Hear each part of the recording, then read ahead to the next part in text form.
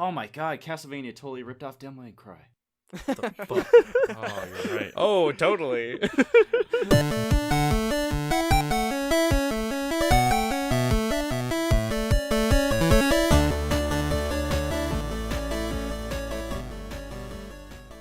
Hello, and welcome to the Grope-a-trope podcast, episode 5. Today with me I have Cain. Hello. Cody. Hi-yo. Tommy. Hello. Cameron. Howdy, howdy, howdy. And myself, Josh. So yeah. That totally threw me off, Cameron. That fucking intro. I'm Woody. Howdy, howdy, howdy. Best line of that movie ever. But anyways, yeah. It's been a little bit. But that's okay. We're just gonna go ahead and jump right into it. There's been a lot of games that have come out, so we'll have plenty to talk about. And with that, I think we'll go ahead and start with Cameron this time. Oh no. I worry that mine could be the longest. I got You think we should wait? No, let's just go for it. I got into 2 brand new spanking games real hard these past week or so. Let's start off with Mafia 3 because we were talking about that just recently. Ooh. I really generally liked Mafia 3. We've talked about Mafia 3 already, the New Orleans 1968 open world game, yada yada. It's not reviewing terribly well, and that's almost what I want to kind of discuss as I talk about my experience with the game. Because of it was one of those games that didn't get sent out until the day of, if not the day after, to reviewers. Review embargo. Reviews were slow. By the time that reviews were actually hitting out, especially sites that you can actually kind of somewhat trust, as much as you can ever trust a review, I had already had the game beat, so it was kind of a unique experience that way, and I really kind of liked that because I really did enjoy the game for a lot of different reasons. I really like the storytelling for the number one. The storytelling and it really does. It is so good. Cool, it does this kind of documentary flashback thing. So like I was using this example. It's kind of an intense example, but it's not just like go here, grab this mission. It's more like you are flash forward to a certain time, and it's your buddy Donovan. He's being interviewed by like a Supreme Court, and they're talking about you. And then the guy in his anger will be like, so why did Lincoln Clay tie the radio DJ to a cross and light him on fire? And then it cuts, and you start that mission knowing that that's where it's going to end. Like, it's just really well done that way. And I especially like the characters, the voice acting. Probably Father James stands out first and foremost. He kind of affected how I was playing my character. Mafia 3 kind of leads you. Father James is kind of almost like your angel on your shoulder, where you could almost say Donovan's the devil on your shoulder. He was kind of getting to me a bit. Yeah, it's just really well done. Whoever that voice actor is, great job. I love the feel of the environment as well. The combat had its highs and its lows. There's definitely some negatives to this game. I'll get to that in a moment. The combat was pretty fast paced, is what I kind of liked about it. The AI of the game is pretty terrible, especially so if you it's really bad. It's really like bad. if it was to the point that like if you were doing like sneaking, or if you used like a voodoo doll and then a grenade, stuff like that, the game's like a wash. I'd probably recommend almost everybody playing it on a hard difficulty to try to remedy that. There are a bunch of flaws. It's glitchy as hell. The gameplay in general is extremely repetitious. I didn't mind because I was so into the narrative. I was really just wanting another piece of that story. I actually didn't do very many of the side missions even. I just ran to the end because I kind of wanted to see where it was going. But you really are going from district to district. They kind of personalize the districts, almost like you could maybe say Shadows of Mordor does, where they really hype you up about killing this henchman, and but you have to wreck $50,000 worth of damages on his properties, things of that nature, and that's where the repetition sinks in. It's a game that a lot of people could probably pick up and they probably wouldn't love, but for me, I really did enjoy it. Probably a solid like 4 out of 5 stars for me, despite its kind of poor gameplay. I feel like its story, it's a front runner for best story of 2016 for me, and one of my more favorite stories in recent years. Especially it's not really a story on racism even. It was more of a revenge story.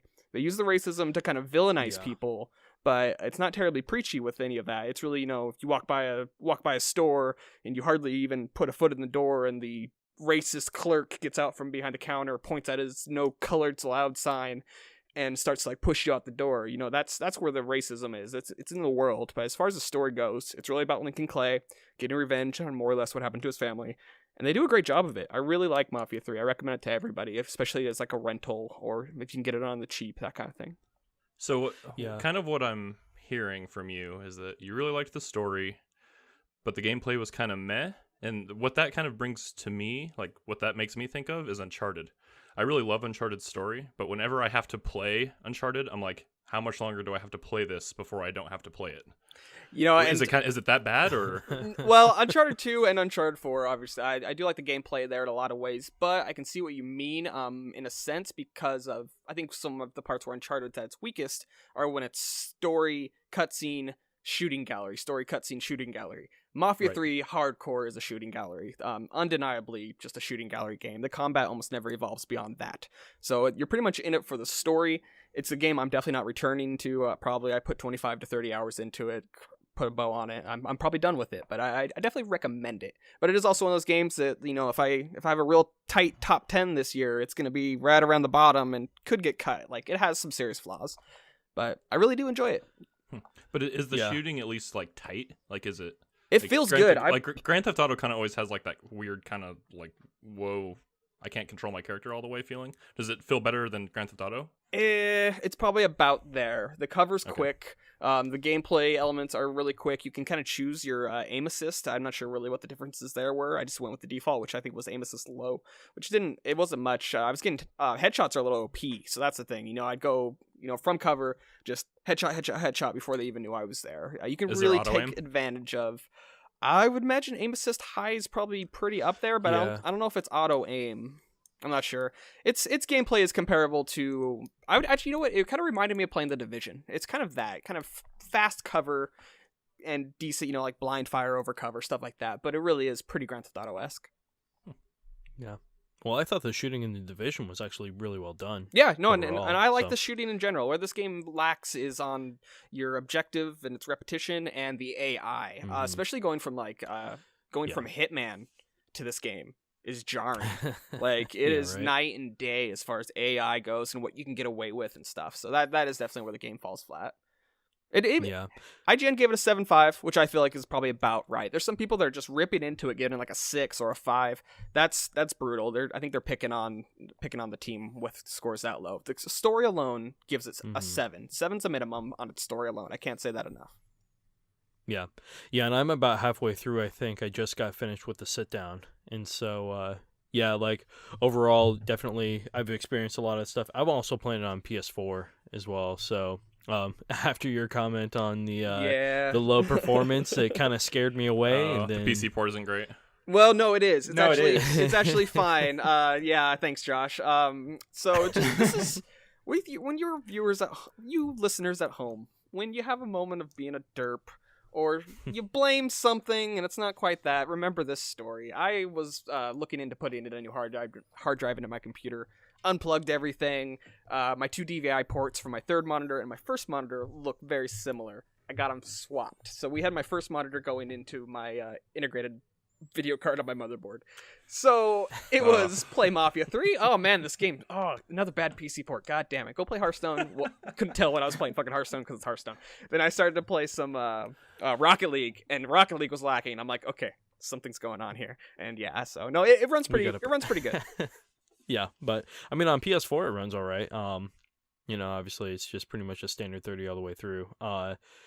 And yeah, like the aiming and all that feels pretty good. But yeah, I definitely kind of agree with Kane, at least on the PS4 end of things, where it's kind of like you don't feel like you're totally in control, but it's enough to be manageable. Yeah. But, Soundtrack too. Fantastic Holy soundtrack. shit, and how yeah. they use it. It's not just that they have like Ugh. Credence and all those great, pretty much all the huge songs of that era.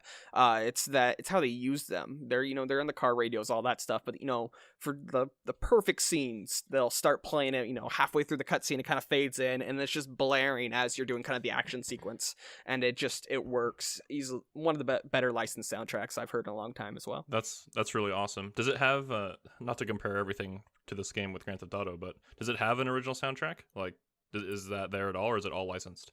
I think it's probably mostly licensed. I wasn't really listening for anything beyond that. The licensed stuff's what However, grabbed like me. when you get into like shootouts and stuff like that, it does have its own soundtrack and kind of like a southerny, Yeah, kind of jazz going on. bluesy stuff. Yeah, it's pretty Awesome. sweet Mhm. actually. It's the type of music that like my girlfriend was, commenting on. Just the background noise that was grabbing her. It's where this game's good, it's great, but then where it's bad, it's pretty rough. It has some high highs and some low lows. Yeah. Also, not to compare it with Grand Theft Auto, but can you bang hookers and then run them over later?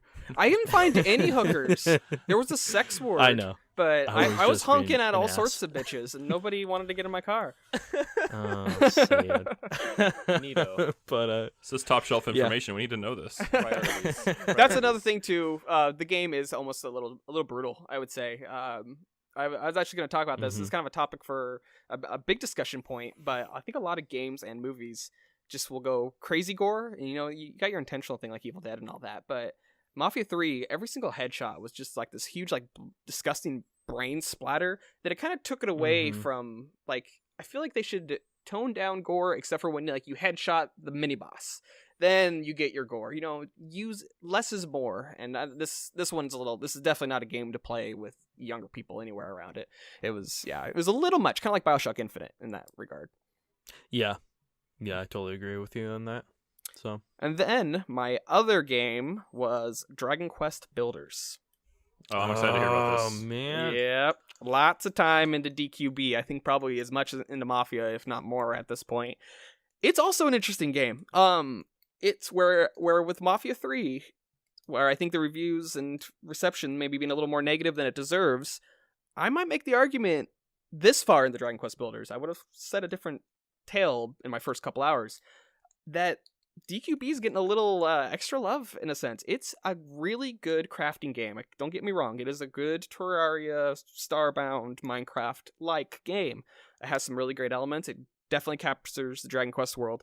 It has really good building. It's just rewarding. They give you like blueprints and stuff where you actually like build the room almost like, like when you get a Lego set and it shows you how to build a Lego set. It does stuff like that. A lot of really good things about the game. It has, some kind of stuff you wouldn't be too surprised about. Like the combat is kind of meh. It's very kind of basic Zelda without items, essentially.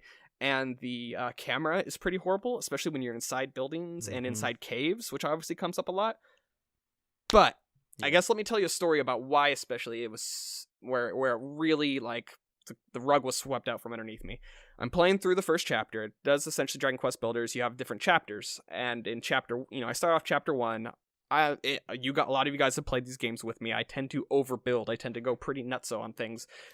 Build big walls, all that. That's fine, whatever. So I was doing that. It gives you a perimeter, and I built my walls a little bit beyond the perimeter. I get to the boss fight, and the perimeter essentially like disappears. My land is more or less ported somewhere, and I lose my walls. So I have to, reload a different save file. Reload a different save file and change my setup, whatever. So I'm just putting all this time into this town because I feel like, I'm thinking that this is going to be kind of my town, or at the very least, I'll, maybe go somewhere else and build another town, but maybe there'll be some sort of caravan or things of that nature. No. You get to the end of chapter 1, after you beat your boss, they essentially tell you that you need to go somewhere else, you need to help, essentially, you're trying to help bring mankind back. This is actually a Dragon Quest 1 spin-off. It's in Dragon Quest 1, the hero has a choice, a good choice and kind of a bad choice. This is what would have happened if he made the bad choice, is the story here. So you're going off to another zone to try to help that zone.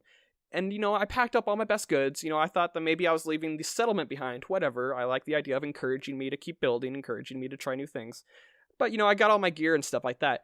No. You flat out Metroid this game. You have more or less amnesia. You forget how to build things, even though you just got done figuring out how to build a forge, how to build a craft table. All that's gone. All your items are gone, and you start again. And this is like in between like levels? Yes, in between chapters. I believe there's 4, maybe 5 chapters. Oh, so man. here I am in Every time? every time. What? So What? here I am in chapter 2. I'm just building dirt huts because what's the freaking point? I know that I'm just gonna get to the end. I'm gonna rush a boss battle. Now in each chapter, after you complete it, it unlocks items for what's like a free play mode, which is fine. I haven't jumped in that yet. I'm assuming it's a much bigger area to build. It's probably I think you can do co-op local player, and you can probably like try to build your base as good as you can, and the waves get bigger and bigger. But a big part of this game is to build within a story. What I really think why I was trying to rack my brain of why they would do this. Even if you're just porting between your settlements or a caravan like we could have in like Fallout, something. Mhm. I think it's because it's available on the Vita. I think they dumped it down. I don't think they could do that because they had to make it so it could be Oh, playable on the man. Vita. That's my best guess, but it kills the game for me in a lot of ways. I'm still gonna play it. I'm still gonna unlock every item I can and hope that free play mode gives me that what I was thinking I was gonna get. Like the first 2 hours, I was jazzed. I was loving this. But no, it's just Yeah. I can go back to chapter 1 and go back and visit my town, but the story's done. It's a short little like 2 to 4 hour story for each chapter. So Wow. yeah, That killed me. That sucks. Yeah, Dude, in the right? demo, I played it for like 8 hours and built a fucking dirt castle with a moat and everything. And oh man, I was so jazzed to play this game. Ugh. It was so I don't. we don't talk about a lot of other shows and stuff here, but we're a lot of us are big fans of Easy Allies. I was watching one of the guys, Brandon Jones, on Easy Allies. He was doing the exact same thing, and I'm sad he didn't get to the point where he was gonna the glass shattering moment when he was gonna discover He this. just knew his Because future. his base was like 2 stories and far greater than mine. He probably spent 20 hours on his chapter 1 base because he thought he Oh. was gonna be able to Oh, my continue. goodness. And it's crazy, like, in Chapter 2, they don't even... It's different recipes, because you're kind of unlocking, a palette of recipes that will be available in free mode after you complete the chapter. But I never got a forge. I didn't get any sort of, like, metal weapons until, like, almost the very end of the chapter. So I just get done having, like, full plate armor at the end of Chapter 1, and then for, like, the first 3 hours of Chapter 2, I'm rocking, like, stone swords, because that's all they give you. It's weird, man. It's so sad. Man, that is shitty. Yeah, I'd still recommend the game, but, it's like a warning. Like, don't go hard on Yeah. your bases. Like, which is such a sad Weird. thing. That's the whole point of the game. It's to Yeah, that's a really interesting design decision because you would want to go in there and you just want to go crazy. It's a building game. You want to build your huge castle and your huge moat, and then after you discover that you restart every chapter, like you would just rush it. You would just half-ass everything, and that's not, exactly what I was doing, and that's You where I know? was like started to get really mad with it. Is because it made me go from caring about making sure everything's symmetrical, making sure the stone's there and that material's being used there, to oh, screw it. I just got to get this. I'd build my rooms as small as they need to be. I don't care how it looks. that's Yeah. unfortunate. I can't believe it sells itself that short. That's sad. It's the weirdest thing. Man, I wish I would have knew that like a few days ago. I've been pushing that game super hard because I love the demo. It's so freaking good. It's still, and see, I don't want to be too negative because it is still a really good game. It's probably as good of a game as Mafia is. But as Mafia 3 has its severe flaws, that is its Dragon Quest severe flaw, big time. It's really kind of a builder beware. I mean, I think people should still buy the game, but man, yeah, it's because it just comes out of nowhere. It's not like they hint at it through the chapter. It's at the very end. It's like, oh, guess what? You opened up a portal. That's gonna be fun, right? Everything's gone. Like even your crafting recipes, gone. Man, Yeah. can't handle it. That's about Well- it for me, Mario Maker. But yeah, that's about it. I've been Yep. getting a lot of gaming in though. Games are definitely upon us. Mm-hmm. Man, Tis the season. I'm sorry. That totally I was ready to buy that game. Like I'm not ready to let And this topic go. I'm sorry. I know. I was worried that I still think it's worth a purchase. It could be worth maybe waiting for it to go on sale, possibly. And who knows if the free play mode? I haven't done it yet. Who knows if it completely fixes everything? Maybe there's a story in that. I don't think so. But yeah, it's definitely something you need to be aware of. Yeah, if that happened to me and I was not aware, like that would probably kill it for me because I would have spent several hours in the beginning, and then having it all like basically go to waste would have totally like just buzz-killed it. See, it's so funny It kind too. of feels like a No Man's Sky situation to me. Yeah, like maybe this game should have stayed in the oven until 2017 kind of thing or something. Yeah. Yeah. Well, that's why I explained that. That's why I was explaining how I built up my walls, but they're out of the perimeter, and I got screwed, and I had to go back to an older save. It's to show how much time I was putting into it, and for that time to feel so worthless was a weird experience. Mm-hmm. Yeah. Man, well, damn. Sorry, guys. Damn. Still It's check okay. out Dragon Quest Builders. Honestly, it is still a 3 out of 5. Easy. Yeah. So definitely worth playing. That Yeah. Vita thing does make sense though because Yep. this is going to be a huge thing in Japan, and the Vita still is pretty well played in Japan. Yeah. Yeah, exactly. And it's all instance based. Like you can tell they're just limited. Like you die if you go in the water. Like you can't make a Mhm. boat and go sailing across the water like you could in Minecraft Oh, circa wow. 2007 or whatever. But yeah, no, it's all very instance based. When after you beat a boss, you unlock a colored portal, and that colored portal takes you to a new biome. But you're still in an instance essentially. Yeah. Wait a minute. Well, so, Tommy, please tell me you got some new Well, go ahead, Tommy. Yeah, if there's that many kind of limitations based on the like story mode, I guess I imagine the free play isn't going to be too expansive. Like, Yeah, I know. I'm being hopeful. I'll look into it and report back in next week because it's like my last hope for it. Especially even like the perimeter that you can build in. Like it's maybe like 40 blocks by 40 blocks, and that's it. And you can't go beyond it, or you can, but you don't get any points.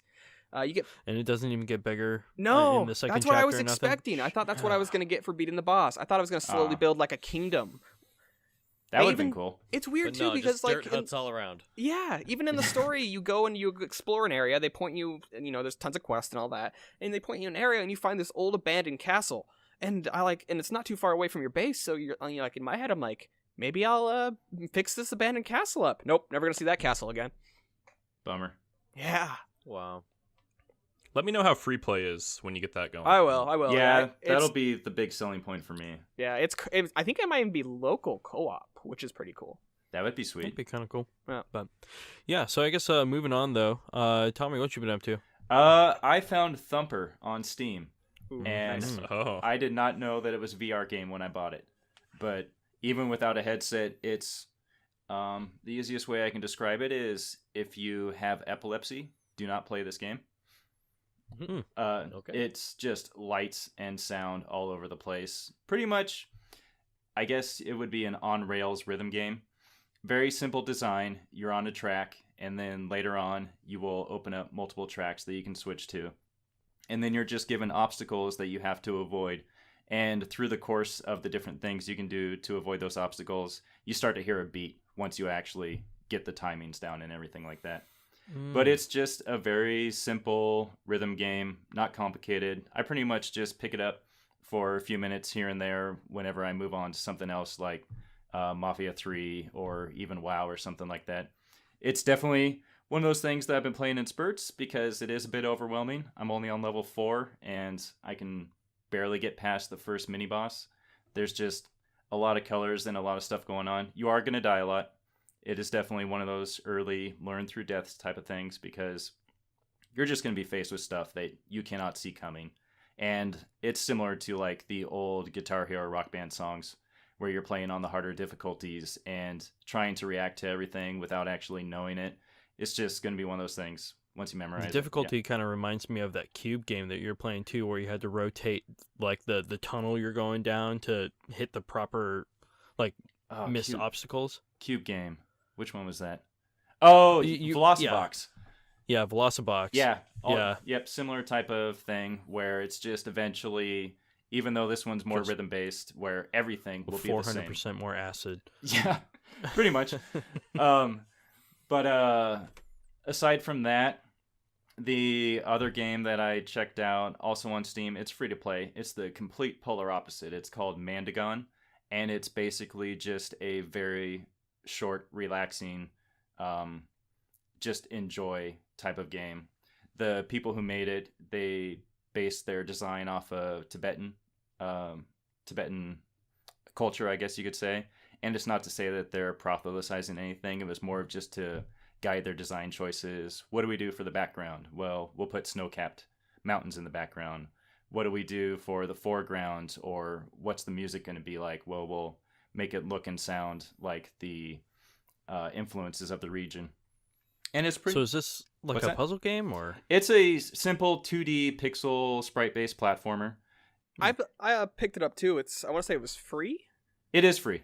Yeah, And it looks like Fez at a glance. That's what made me Huh. install it. Look. Is I don't that know if it has rotation, but like graphically, doesn't. and art wise, it looks totally like Fez, which I'm fine Yeah. without the rotation stuff. It looks really cool. I grabbed it too.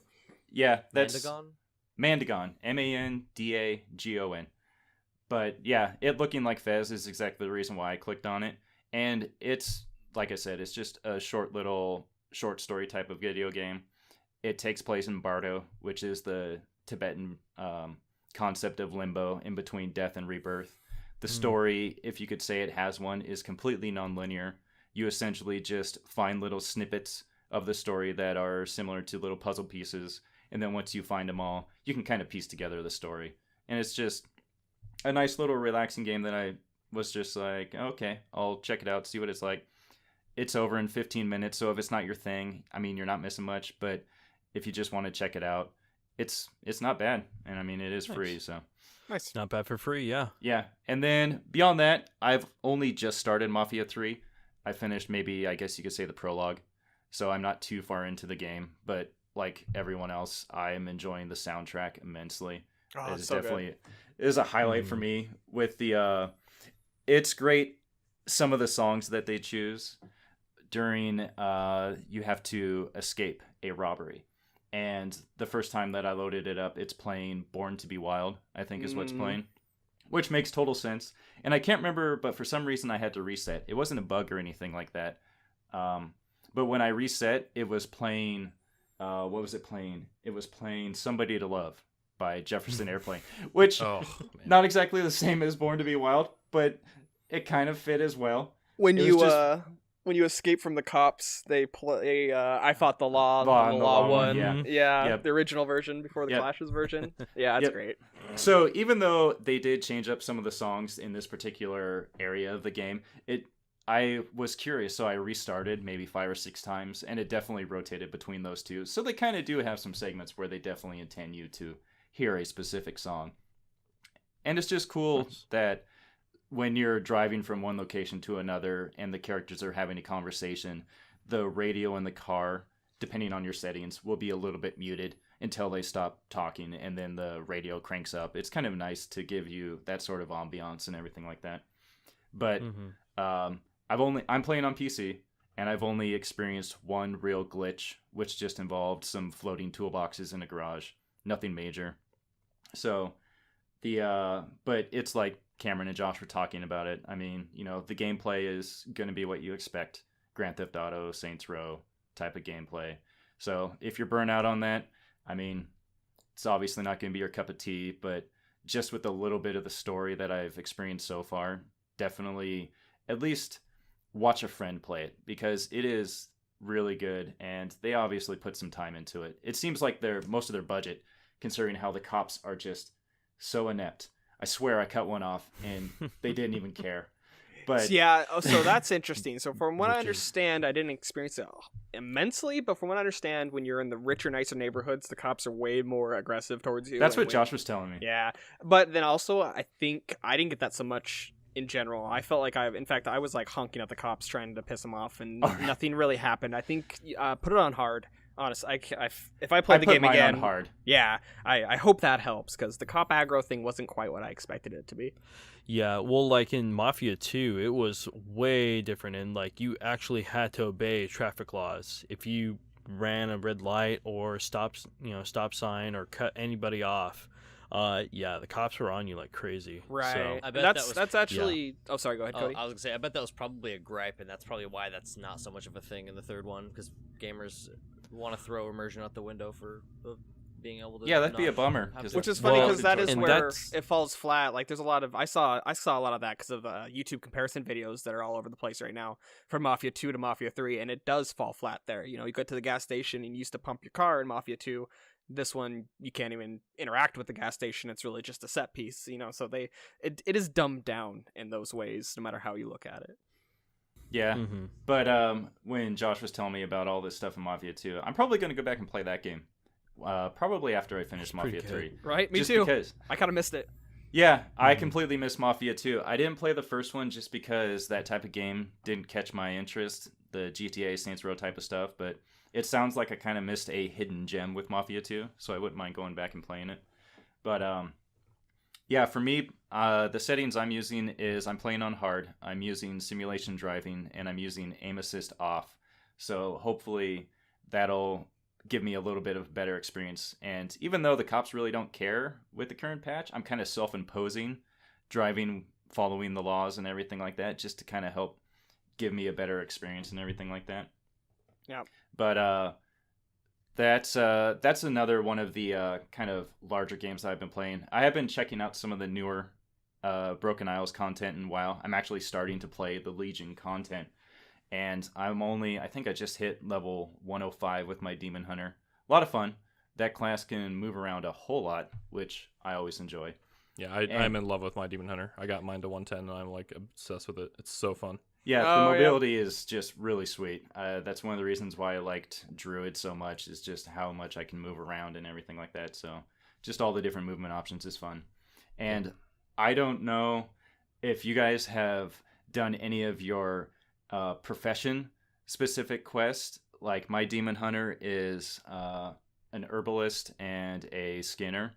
And in Legion, you can do these quest lines that make you more efficiently gather the stuff. And you can find rare materials and everything like that. In the herbalist, when you're gathering a flower, you'll get an item and it says, hey, take this to your trainer in the capital city. And the herbalism trainer is very, very chilled out and relaxing. You know, she's just like, hey, you know, I just like flowers and I'm not much of a fighter, so maybe you can help me out and everything like that. But if you guys haven't done the skinning one, it's pretty comical. Because the skinning trainer, you do the same thing. You're skinning an animal to get a hide, and you get a hide, and then the skinning trader is just like, what are all these pieces? You bring me garbage, Shiggles. What am I supposed to do with this? This is crap. This is shit. Like, he turns into the soup Nazi from Seinfeld.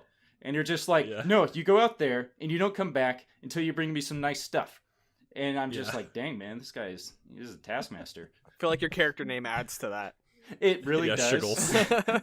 It's really entertaining watching characters do the little arms out emote when they're yelling, and they're just like, "What are you doing, Shiggles?" Yeah. Totally breaks immersion, but that's why I love it. Nice. Right on.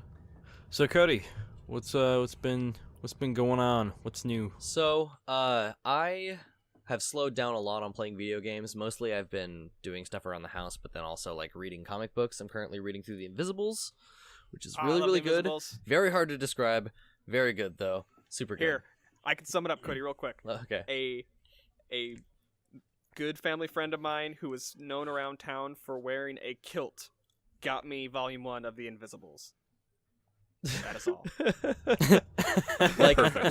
I'll throw out one of the character, like, here's some of the character, like, sort of archetypes of what they say on the back of the first issue is a Brazilian transvestite shaman that can channel ancient Aztec gods, a teenager anarchist who is the next Buddha, and a psychic Harlequin lady from the future.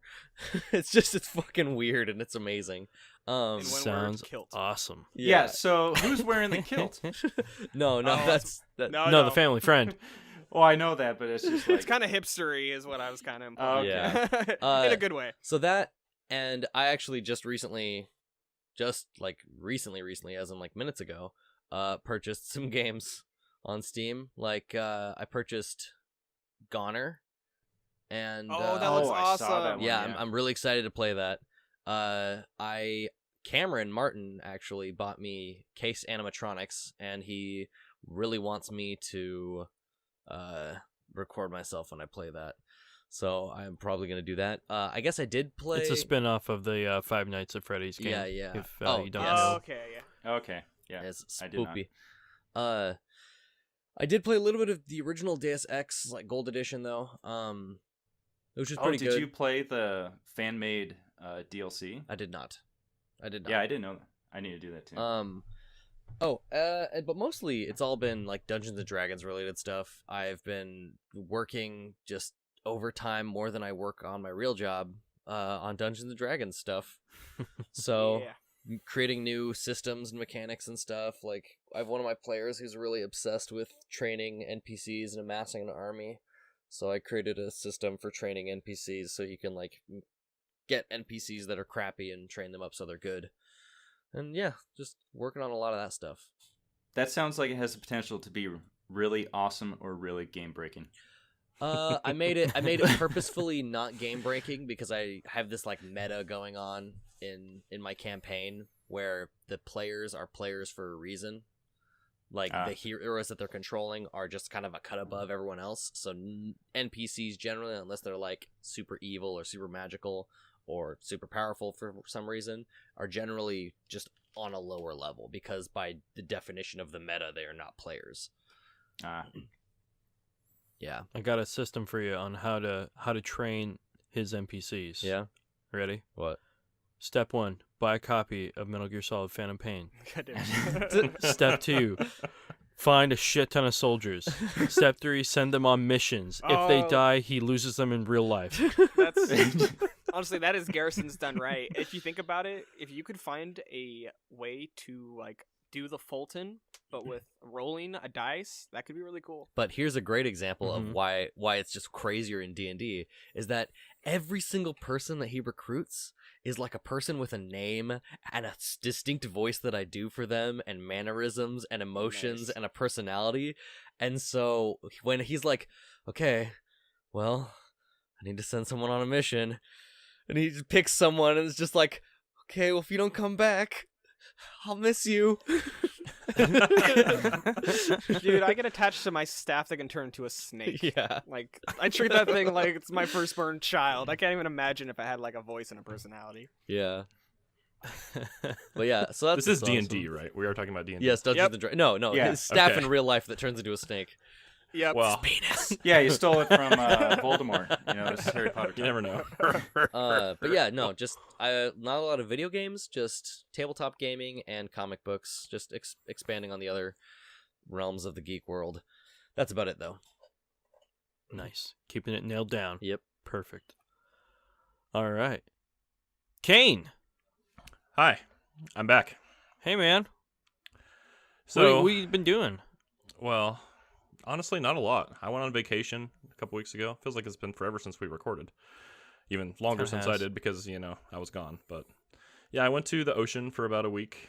That was really nice. I didn't really do a whole lot there. Just I drank a lot. I ate a lot of seafood. I spent a lot of money on food. That was good.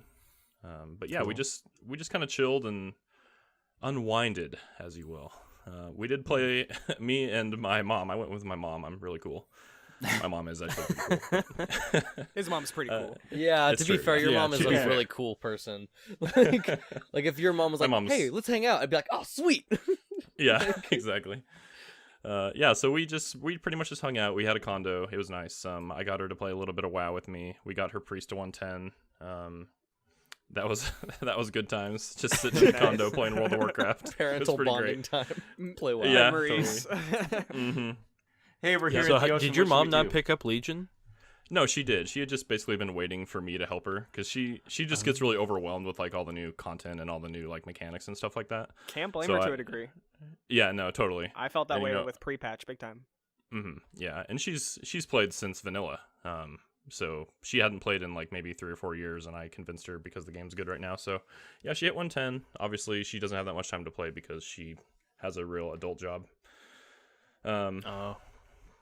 And all that. But anyway, yeah. So once I got back, I haven't really been gaming a ton. WoW here and there. And I checked out Overwatch that they released those new Halloween skins. Yes, they did. I need Yeah, to so see And I- it's that. so good. It's limited time, right? Yep. Yeah. Through Ah. November 1st? Yeah. Ugh, that always Probably. gets me. I Yeah. spent $20. Yep. That's what So they did I. do. Got me some boxes. Twice. Yeah, but I got most of the skins I wanted, and yeah, they just totally know exactly how to get you. Like the skins that those exclusive Overwatch skins are incredibly cool. Like they're really, really cool, and it's like you can only get them for this much time. Yep. So you better like give us some money. I know then you if, want to. and then if it's like League of Legends, it'll be 5 years later, and they'll open the vaults, and you'll lose your mind because you'll be able Yep. to buy them again, only for a limited time. It's like Disney. Oh, they'll do it. Absolutely. Yeah, they get you. But the cool thing about that Halloween event, though, is that they added kind of like a temporary horde mode. So they have this thing called Dr. Junkenstein, which is Junkrat. Dr. Junkrat. Yeah, thank you. Junkenstein's Revenge. Yeah, it's just Junkrat with like a Dr. Frankenstein skin, and it's a horde mode. You guard a base, and bots come at you, and you end up fighting like AI versions of like Reaper and Mercy and stuff like that. It's pretty cool actually. I've been wanting a horde mode in Overwatch for a while. This is a really like basic version of that. It's not by no means is it a selling point, and it is temporary, but it is a cool distraction, and I would love to see them elaborate on that more. Mm-hmm. Yeah. Yeah. What did it you kinda think of the seems horde like- mode, Josh? I thought it was pretty cool. It is, definitely pretty. It's pretty bite-sized comparatively to like a TF2 event, which I suppose we would be directly comparing. Man in versus this machine. case. Yeah, right. So I mean, yeah, like the you have the bots that come down 3 lanes, but I mean, if you stand in the right spot, you can see the spawn points of each lane. So yeah, it's kind of, or like where they come, where they are, like are in the field. But I mean, overall, it's pretty cool. You are limited to 4 characters, and it's a 4-player or 4-player multiplayer thing. So like, Yeah, you Hanzo get and Soldier and Hanzo and McCree Anna and and McCree. Anna. Yep. So, but yeah, I mean, overall, like it's pretty fun. It's definitely challenging. Like if every team member is not doing their job the way it should be. And you know, obviously there's room for like experimenting and such. But if one team member kind of drops the ball, everyone suffers for it for sure. So, but it's still really fun. I really enjoyed it. So. Yep. Yeah, I was having a pretty good time with it, and just they're supposed to release a new hero soon. I think her name is Sombra. She's like a stealth character. That'll probably happen around BlizzCon. So like I think in a week or 2. It's kind of what people are speculating. So I'll probably check it out again when that happens. She's a what character? She's like a stealth character. Ah. Yeah, they haven't announced her yet, but they had like this whole ARG thing where she was like showing up in trailers and people were decrypting the trailers. It was like this whole crazy deal. And people ended up finding like a picture of her and like finding out some of her backstory through like literally in their trailers there was like a frame of like crazy information that people decrypted through like another language and like time signatures and like all this crazy shit. Wow. Nice. Yeah. Tom Hanks was involved. Yeah, exactly. Serious? Illuminati. Yeah. Oh, god damn it. Why is it always them? That would be somewhat ARG for sure. Yeah. So yeah, that'll be cool. And the only really thing, man, there's so many new games that I just need to check out. I really want to play Gears. I haven't got a chance to do that yet.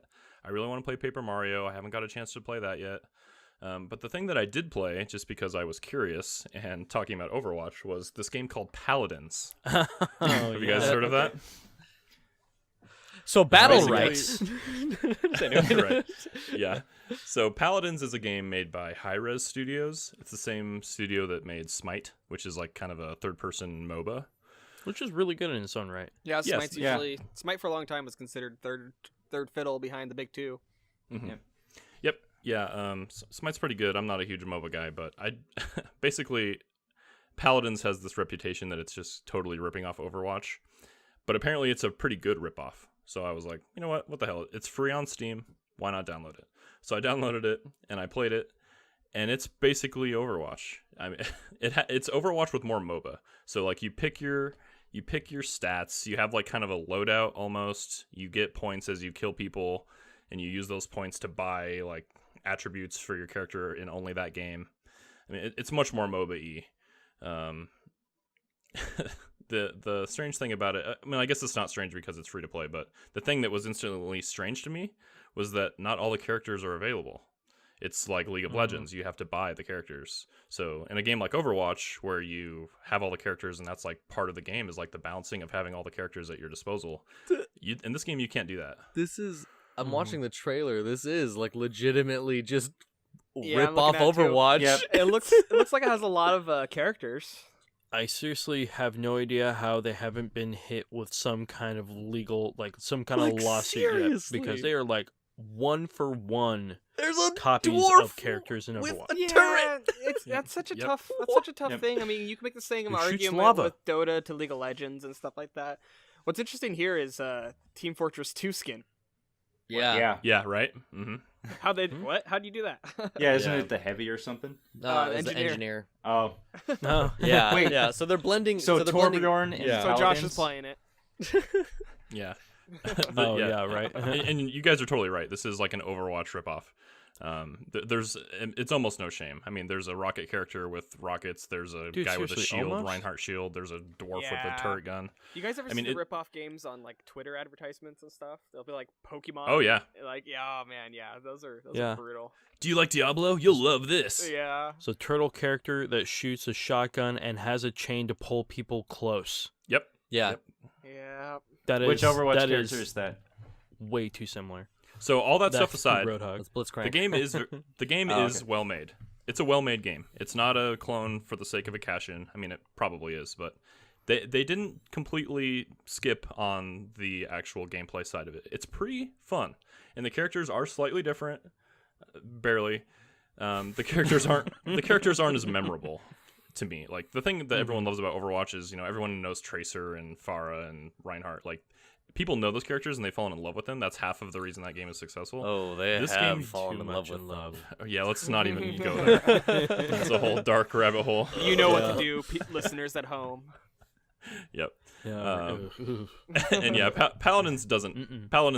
I mean, there probably is some weird Paladins porn thing already, but it's not going to be as deep as Overwatch. Oh, you can bet there's a crossover. So that's your arguing. That's your arguing Oh, point no. for Paladins is that it has a sex scene, but it's not as deep as Overwatch's sex scene. Compelling. Yeah. There is one compelling argument. In Paladins, you've got horse mounts. It's true. Shit. Yeah, that's Okay. actually one of the things I wanted to bring That's up is that you ride a horse into battle. That's pretty cool. When you like respawn, you're on a horse. Honestly, I think that we So should all basically, download they it. just And- got rid of Lucia altogether. Right. Yeah. I'm Exactly. willing to give it a shot. I mean, really, in a bubble, how much different is Starbound from Terraria? Like, there's all sorts of comparisons like that. Yeah. Like, why not? I I mean, will- No, it's free. exactly. Yeah, I think I'll this game throw will it in. stand on its own. I think it's pretty good. Yeah, Cody. I think that you'll like it, and it's free. Well, I was also going to mention that I forgot to mention that one of the games I haven't played but I've been watching people play is Battle Right, which is essentially almost like a MOBA except for it moves with WASD. So already I'm just on board because I fucking hate mouse movement.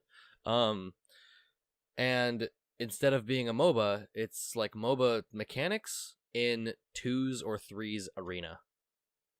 It's amazing. Anyway, but back Weird. to the whole Check it thing. out. I was actually thinking about picking up Overwatch near the end of this paycheck, depending on how much money I have left. So essentially, that translates to I'm gonna wait another paycheck until I buy Overwatch. Well, guess what you can play in the meantime? Paladins, which is a horrible name. I want to say that's an awful. It looks like Skylanders too, like the logo, how it's like It does. framed and Yeah. stuff. But hey, what's Man, Man, when you- interesting what's a for worse? Cody to play Paladins. Oh, and then yeah. to play Overwatch afterwards. Oh yeah, and I'm just like I like Paladins better. It's totally a Cody. But thing here's to do. here's the big question: is what's a worse name, Paladins or Lawbreakers? I almost thought Cain meant Lawbreakers when he said Paladins. Oh really? Oh, I'm Yeah. playing a Paladin Lawbreaker. It's cool. That More- makes not sense. You're talking about- It's D&D. Yeah. I was gonna say, are you talking about Martin's D&D character? Oh, Oathbreaker, technically, but darn close. Oathbreakers, that's a much better name. Boom, ship it. Mm-hmm. Yep. Yeah, we'll get So, Cliffy B on the line. yeah. And then just be like, Yeah. cool, we got you. As he answers his Lancer Chainsaw gun telephone. God damn it! Oh my gosh. So Josh, what have you been playing? Transitions. That's what I was trying to All get right. to. I mean, he has been playing Gears of War, so. Kate just No, got done telling well, us he played kinda. WoW with his mom and off-brand Overwatch. So Josh doesn't Yep. have a hard act to follow. Okay, well, I've played a lot of video games that everyone else has played, so I'll focus on some other ones, I suppose. I haven't played Gears of War 4 yet. I own it. I just want to make sure that I want to play through all the rest of the Gears games because I beat the first and second one, and that was forever ago. It was like 10 and 8 years ago, so I kind of want to get a refresher, even though the story probably doesn't.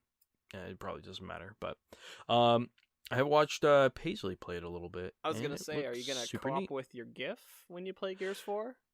Yeah, in fact, actually, we're co-oping all the way through it right now. Okay. So I was gonna say I could be your So- GIF, but I'll find someone else. Yeah, I could. Yeah. Well, she's already kind of gone off and done her own thing with Gears of War 4. So I mean, she basically already left me. Okay. Yeah. If you want, I totally want to co-op Gears 4. That's kind of what I'm waiting for. Okay. I'm gonna be on So PC. it's- You'd be on Xbox One. We could test that thing. Yeah. All right, you yeah, can we, do that yeah, now. we could actually. That would be a good. And then I could get the Elgato from you. Oh, yep, definitely. Nice. Cool. Anyway, so yeah, so I'm saving that for a special date. I feel like we should fist bump. Right? Here you go. Oh god. Fist bump the And camera. leaving the chat. All right. So, but I've played a different video game, and it's for a wholly different console. One that I haven't powered on in probably 8 months. Oh, I'm that would excited. be the Wii U. I've been playing Paper Mario Color Splash. Oh, awesome. Yeah. I'll say this right now. This is kind of like this is just first and foremost, if you are expecting Thousand Year Door or you didn't like Paper Jam, don't play the game. Don't play it. Just don't play it. Don't even just forget it exists, because it's not going to be anything like Thousand Year Door. It has the card mechanics of Paper Jam, and it's if that bothers you, then it's not going to be your game. But if you can get past that, it is a super, super charming game. It's seriously one of the. I don't know. I don't really play a whole lot of Wii U titles, but seriously, it is the best looking game on the Wii U to date so far. Maybe I would even say like Wind Waker Remaster is really close to that. But there's a lot of good looking Wii U games. I'm a big nerd, and I'm in a Mario Maker group on Facebook, and they put a screenshot up that was a Mario 3 looking level, but it like had this like 45-degree angle view. It was in Paper Mario Color Splash, and it looked super cool. Yeah, I've heard about that level. Apparently, it's way towards the end of the level, and it has one of the worst like coloring things you have to find in any of the levels. So, which I'm looking forward to. But I've heard the writing's just super good. Like yes, like some of the most charming a Mario RPG has almost ever been. Is what I've even heard some people say. Oh yeah, like in a span of like 3 hours that I played it, I've never gut rolled so many times, like out loud laugh at video games, which never happens. Yeah, no. So, yeah, but I mean overall, it has some basic RPG mechanic to it. Essentially like any of the other kind of Mario games out there, you jump on an enemy, or if the enemy touches you, it starts combat, and then on the game tablet while you're playing, or like when you're in the middle of a battle, you have like all your cards fanned out for you, and you have to select them and paint them for, like, you paint them to apply, like, get better damage out of them, and then send it up to the top screen. Like the WOG in Warhammer? Like, are you familiar with that? The orcs? Nope. Okay, well, they have this whole thing where basically they believe... Oh, you're talking about how, paint their... like, if they... Yeah. Paint it red, it like does more damage. Yeah. Not really. Oh, okay. It's more like the card itself is just like a template, and you could use a card in like that if you wanted to, but it would do half the damage. But if you paint it all the way up, then it does bonus damage. Oh, okay.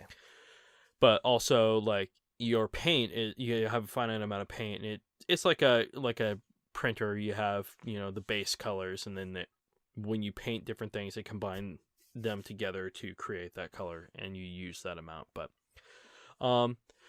it's very much but aside from like the combat, it definitely feels like kind of like a platformer game, or essentially like as you move to different areas, you first go to a world map, I suppose similar to like Super Mario RPG, but it gave me like a new Super Mario Bros vibe of like, okay, we're going to this part of the map and start level, and you go in there and color up everything. And I actually have not gotten far enough into it to find the villain, so whoever that may be, stay tuned. Wait, Dark Wizard who took all the color.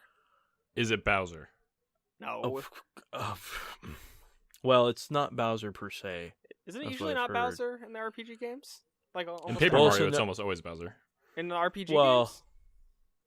Well, but the thing is that the RPG games are actually two separate RPG games. Yeah. You have the Mario and Luigi RPG games, and then you have the Paper Mario, which are pseudo RPG. But apparently the bad dude is like a Bowser dripping in black ink. So Okay, Bowser. yeah. Yeah. Shadow so- Bowser. Shadow Bowser. Shadow Bowser. I don't even know if it's like actual Bowser or not, but yeah, essentially you get to like the main city, which is on a tropical island, and so it's got that like Super Mario Sunshine vibe. Yeah, I was gonna say real hard so this far. sounds really familiar. Tropical Island seemed big with Nintendo this year. Yeah, right. But yeah, you get there because something was mailed to you, and It turns out it was actually a toad that all of the color was sucked off of the piece of paper and then wrapped up into an envelope and then mailed to Mario. Nice. That's Yeah. actually Pretty cool, awesome. actually. Like Yeah. the horse head. As much as Nintendo can do it. Right? And Oh. so, and then like you get there and you're like, well, like nobody's there, and you're like, what the hell is going on? And you find another you find like another toad, like an outline of him on the ground, just like and then the toad that's escorting the princess, like a shy guy comes out of nowhere with a straw, like a bendy straw, and just sticks it on his toes. And starts sucking the ink off him. And like, I can't feel my pants. Oh my god. It's kind of And- dark. Yeah, and then like the toad dies, and then Peach is over there just like, I can't believe that happened. And then you find a way to paint people up again, and so you restore the toad. That's And, amazing. man, it's Okay. great. I want to say So I have a- Tommy. Oh, sorry. Go ahead, Kane. Oh, I was just gonna say, Josh, I have a very important question. On a Alright. scale of Super Mario Kart to Mario Party 10, how many toads? How many toads are in this game? Like, is this game just filled with toads, or is it like there's a couple toads? I kind of feel like this. I have is a very loaded low question 'cause toad you already tolerance. know. You already know. But It's full of toads. yeah, and this has actually been kind of a gripe, which I don't know. Maybe it's my personal biasm because I think Toad's the best. He proclaims he is the best.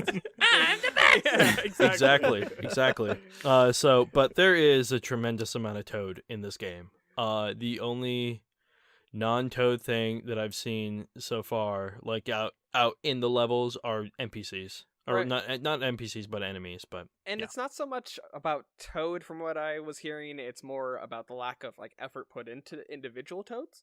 Yeah. Like instead of like old Toad with a beard that's slightly crooked over with a cane, it's yellow Toad. Stuff like Yeah. that. Wait, Like- so the toads are the Oompa Loompas in this game? Yeah, Dude, sure. Mario's cool. full of that stuff. Like I think Tommy and I were talking recently that I think the original story, or one of the stories for one of the original Mario Bros. Games, It's pretty is messed up. is that the like villagers and people of the kingdom were turned into blocks, and Yeah. therefore you're Mhm. running through destroying blocks. You're essentially destroying. Mario's the biggest mass murderer Yeah. of our early generation. Yeah, well, I mean, they got coins, man. Yeah, Yeah. like, I mean, there's only one thing to do when they're all dead is look through their pockets and look for loose change. Yep. But that's just a theory. Oh, is it? A It's game not. theory. Oh, okay. Thank you, Cody. You can't say that. Anyway, You can't say that, guys. But at any rate, yeah, super charming.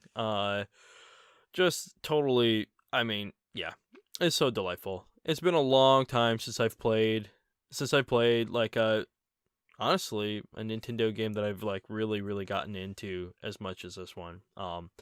So, but beyond that, yeah, like obviously playing a lot of Mafia. I would just like to share real quick some of my favorite bugs I've encountered so far. Oh, yes. So, Some of these are amazing. yeah, so I was at like a bar. It was or like a building that was underneath an overpass. And I had to go in there to like go beat some dude up to find out like where the mob boss racket shit is and yada yada. But anyway, so when I was leaving the building, suddenly cars were raining from the sky. What? And it was like 7 cars, and they were flipped upside down and just falling to the ground, just like boom, boom, boom, boom. And like as soon as like the cars hit the ground, like people just like crawl out of them, or like, what the hell is going on? was this game made by Blind Miyamoto with the Sims engine? I hope so. I hope Yes, so. finally one of them was made. Move objects on. Fucking cheater. But yeah, yeah, so as best as I could tell, I kind of looked up, and it looked like they were spawning on the freeway, but like falling through the road and flipping upside down somehow to do that. And yeah, it was a spectacle. The game has really kind of like dorky car destruction stuff going on. It uses its rear view mirror really strangely. Like it's always going, like no matter what turn or twist you take, it's actually like live. But then when like say you can look backwards and like shoot out their tire with like a targeting system, it gives you kind of like a scripted little like cinematic in the rearview mirror of like the car like flipping over and exploding. And even like if you just shoot like the front left tire like once, the like swerve, flip over and blow up like super exaggerated, like almost like Austin Yeah. Powers levels. Like it's And did you also notice, like, when you like kill somebody and they're like 10 feet from a railing, they will like try to like waddle over there and then jump off? it has its flaws. Yeah, Yeah, when But, this game uh, launched, I saw some pretty swanky gifs on Twitter. yeah. It's the good kind of buggy, like Red Dead buggy or Mhm. Fallout New Vegas buggy. There was one Oh, bug I God. encountered though that did kind of suck a little bit, and so essentially, I was doing this mission side quest where I had to pick up 3 of these cars, and they're just kind of scattered around like the city and all that. So I found one of them, and it was parked alongside the road. And typically, when they're parked there, they have an icon sitting right above the vehicle to signify like, "Hey, steal this car, yo." But the icon wasn't there. I was like, whatever. I know it's this vehicle that I need, so I'm just gonna grab it and take it. And so, like in broad daylight on a super busy street, I bash in the window and get in the car, and no one saw me. I was like, fuck yes, awesome. I don't have to run from cops. Neat.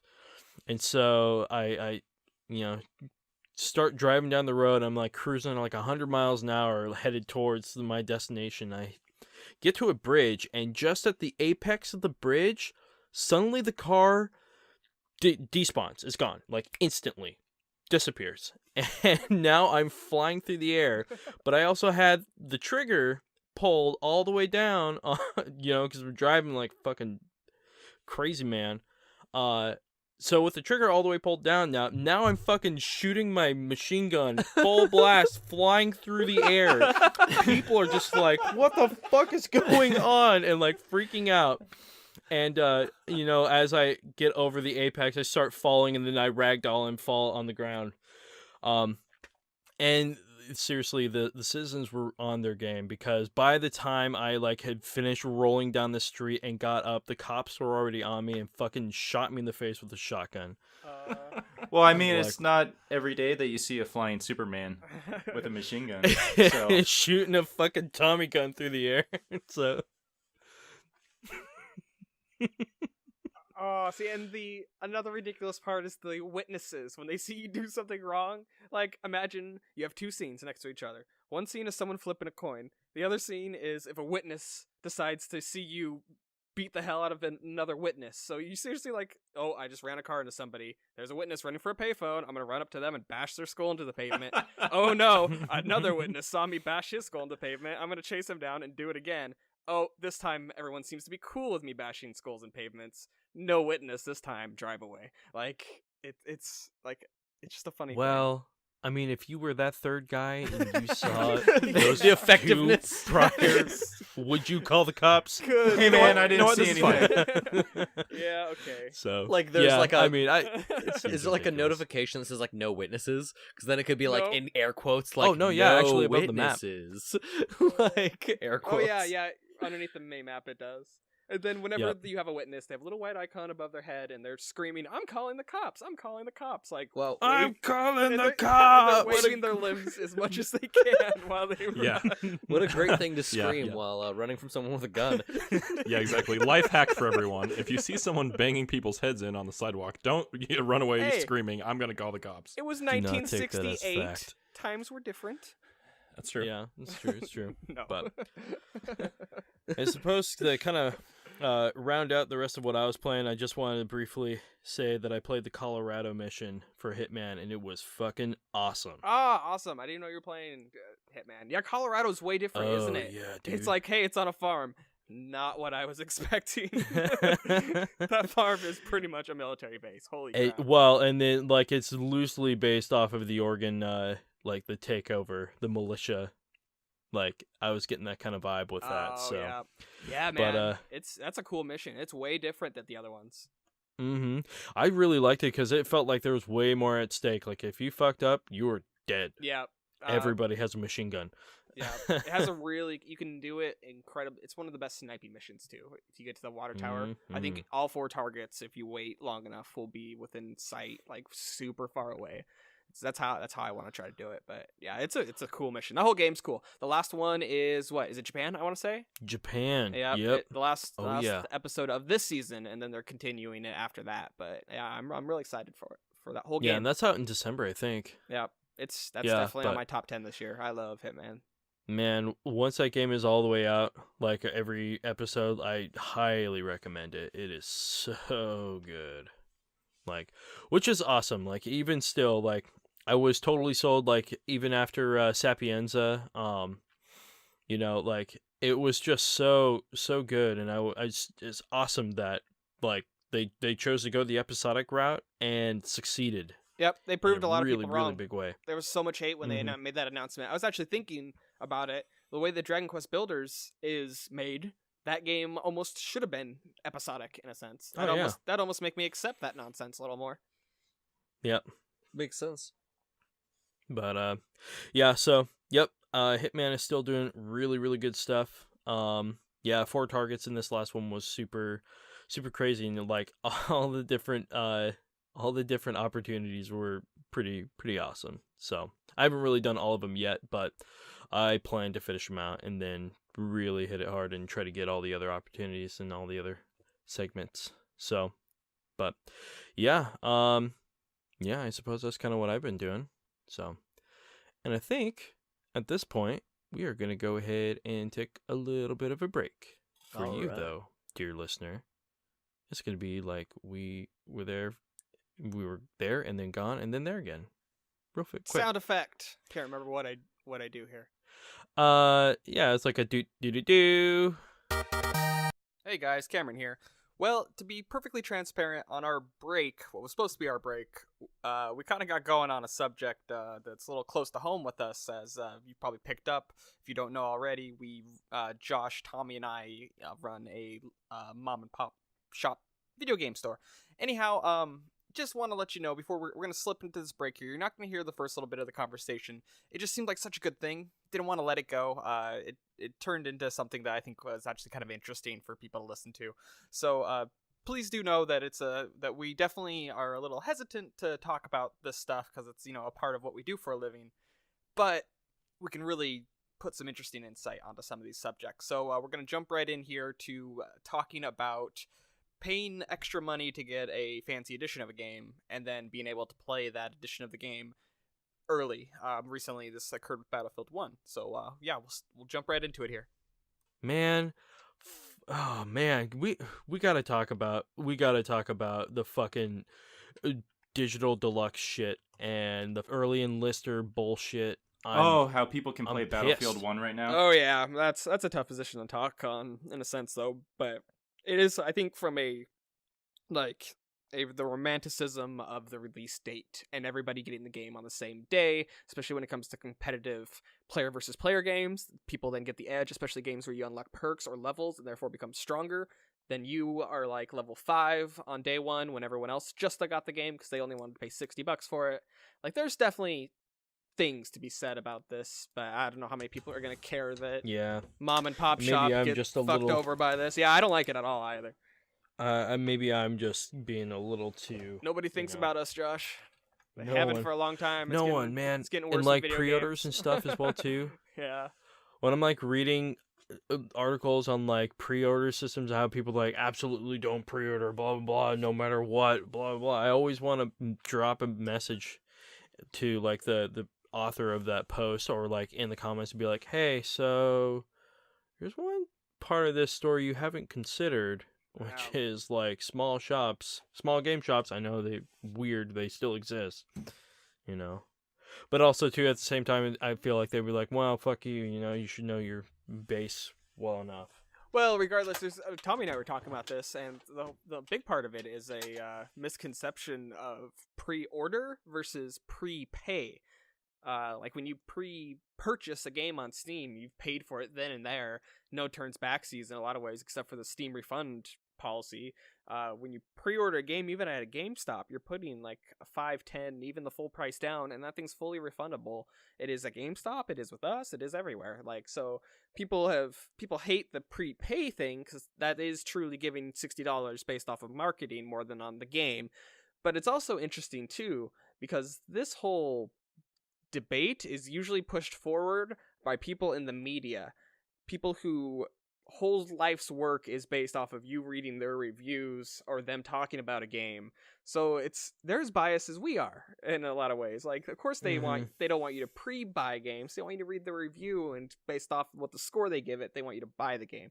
So it's like, everyone has a position, but it's super annoying. Like, to get Goldberg and Wrestling 2K17, you had to pre-order it or prepay for it, I should say. It's a subject. I don't know if we want to do it on this episode or if we want to discuss how we want to approach it, because it is a little, you know what I'm saying? It's a little close to home in a way. We don't want to come off as like curmudgeon-y shopkeeps. Yeah, that's true. I think there's some good discussion points, like I was saying, but I think it's important to approach it from kind of all angles. I don't know. What do you guys? And not so much like how for us. I mean, just like from purely your perspective as full like wholesale consumer, or not wholesale consumer, but just consumer standpoint. Like, does this upset you? Does this excite you? Like, how do you feel on it? Is this the early enlisted stuff? Are you talking about just like this Battlefield 1 example? Well, this is okay. So like Gears of War 4, the Ultimate Edition. If you pre-ordered that digitally, you got to play the game. Like, you started playing the game last Friday.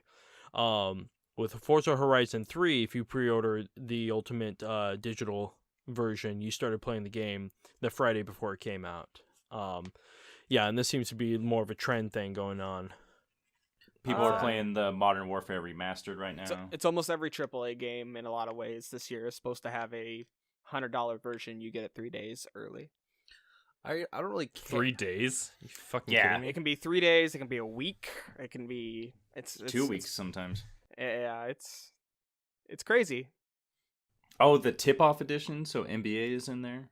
Everyone's doing it. I don't know. It seems like, that's kind of annoying, but at the same time, I kind of don't care. It's like, if somebody's really that desperate to play the game that early, like, and has no patience, let them pay $100. Like, fuck. Yeah, you could say it's the passionate putting more money into the developers' pockets. Yeah. I mean, they're really paying extra money for nothing, in a sense. Like, if that game's ready for people to play early, it should be done. It's not like they're playing a bug version or something, an alpha or a beta. It's supposedly the game, so it's not like it costs them anything extra in any way, shape, or form. I just, as far as like selling games like early and just allowing them to have more content, that's fine. I don't really care. It's just another thing to put on a piece of paper. You can play it 3 days early. But if they're charging $20 more to play it a week early and that's a little shady.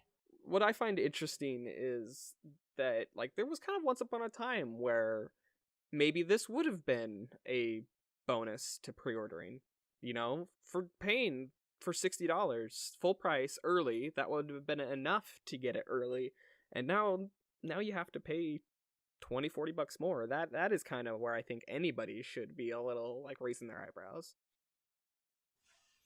Well, and then too, like with these games like Gears of War, majority of them where they're like have very like online multiplayer communities, and like these people who essentially have the cash to pay it now and play it, like they're gonna have a leg up on those others who have to wait. Like, maybe you don't have the money to buy the super chocolatey fudge edition, I guess you're right, and that does kind of sort of almost transition into a kind of pay to win kind of idea, that you have more time to play the game by paying more money, so technically it could be considered pay to win. Yeah, it's one thing for single player stuff. It's a whole other thing for anything that's multiplayer or rank based, in my opinion. I had a really good comparison, I think, and I almost get too into comparisons. Sometimes things are apples and oranges, but what if you guys came into our shop and I had a game early, but I said I'd only sell it to you for $40 more? Oh, like, wow, yeah. Doesn't that feel shitty? Like, why is it so different? Why is the perception so different there? Like, oh, that'd be like, yeah, what are you buying? What are you selling? Like, that's fucking scummy, yeah. Like, it kind of feels like Cain said, it's just another thing to advertise the game. This feels very similar to the whole, hey, you played in a beta, so you get cool guy status. You're playing a game 3 days early. Like, the only time that I ever did something like that was when it was probably the most imbalanced time ever, was when friends and I pre-ordered Vanguard for PC years ago. It was an MMO, and we got to play it 3 days early. And an MMO, that sounds really bad. Well, yeah. That's When Well, people- remember that World of Warcraft Legion just launched, and you could, if you pre-ordered the game, you could that's play right. Demon Hunters like a month early. Yeah. Oh yeah. But was that sort of like a public test realm type of setup, or did you get to keep that Demon Hunter? No, you got to keep it. Oh yeah. That's Oh, But the wow. one you didn't I have to rolled. pay anything extra. You just had to buy the game early. Yeah. That's it. Wow. So there's layers here. Like there's definitely things that feel worse than others. Ugh. Yeah. It's Mhm. I personally don't like it, but I can't help but feel like I'm slightly biased towards it. Like it's hard to Yeah. take a big step away from the situation. Like if it is better for the developers, that's an argument. Like it could just be a future trend in the sense that is a good thing. But it feels a little crooked when it's charged extra. It feels like they're just finding some cool way to get people to give them money for something that they don't like. Essentially, they're not paying for anything. They're just It's the ultimate attachment too. I mean, think Yeah. about it. Like, pay $20 extra. If you gave me the choice, $20 extra, and I get 3 crazy little costumes or a mini fridge or something, or I could play Civilization 6 right now, 2 days early, I would choose option C. So, like, yeah, it's the ultimate attachment. Well, and the thing too is that like you're paying this $80 or this $100 to play this game early, but you're also getting all the other stuff as well too. You're buying the ultimate versions of these games, so they come with like all of the cool little DLC stuff and season pass and stuff. So, yeah, it's crazy. Are they tricking us into raising the price of games? Remember PlayStation 2 to PlayStation 3, 50 to 60? That's all people would talk about. Are they slowly doing it? I think they're slowly introducing a higher price for the limited collector's edition type of stuff because it's getting more and more ridiculous throughout the years. Yeah, it's totally feasible. I think stuff like this is them making up for the fact that they haven't raised the price. You know, they do all this Yeah. weird stuff to try to get the extra, penny and dime you. I think that they're just doing that more to try to make up for the fact that they would rather do that than just say, hey, this game's $70 now. Yep. Because that would be a huge deal. The price of games are rising. Or the price to make games are rising. Yeah, I think actually I'm going to say this right now. I think this is actually one of the first times where for our small little tiny listener base, I know at least a couple of people who listen to this, actually email us on this one, supertropetv@gmail.com. I'd actually truly love to hear more opinions on this because this is really this is a slippery slope in a lot of ways.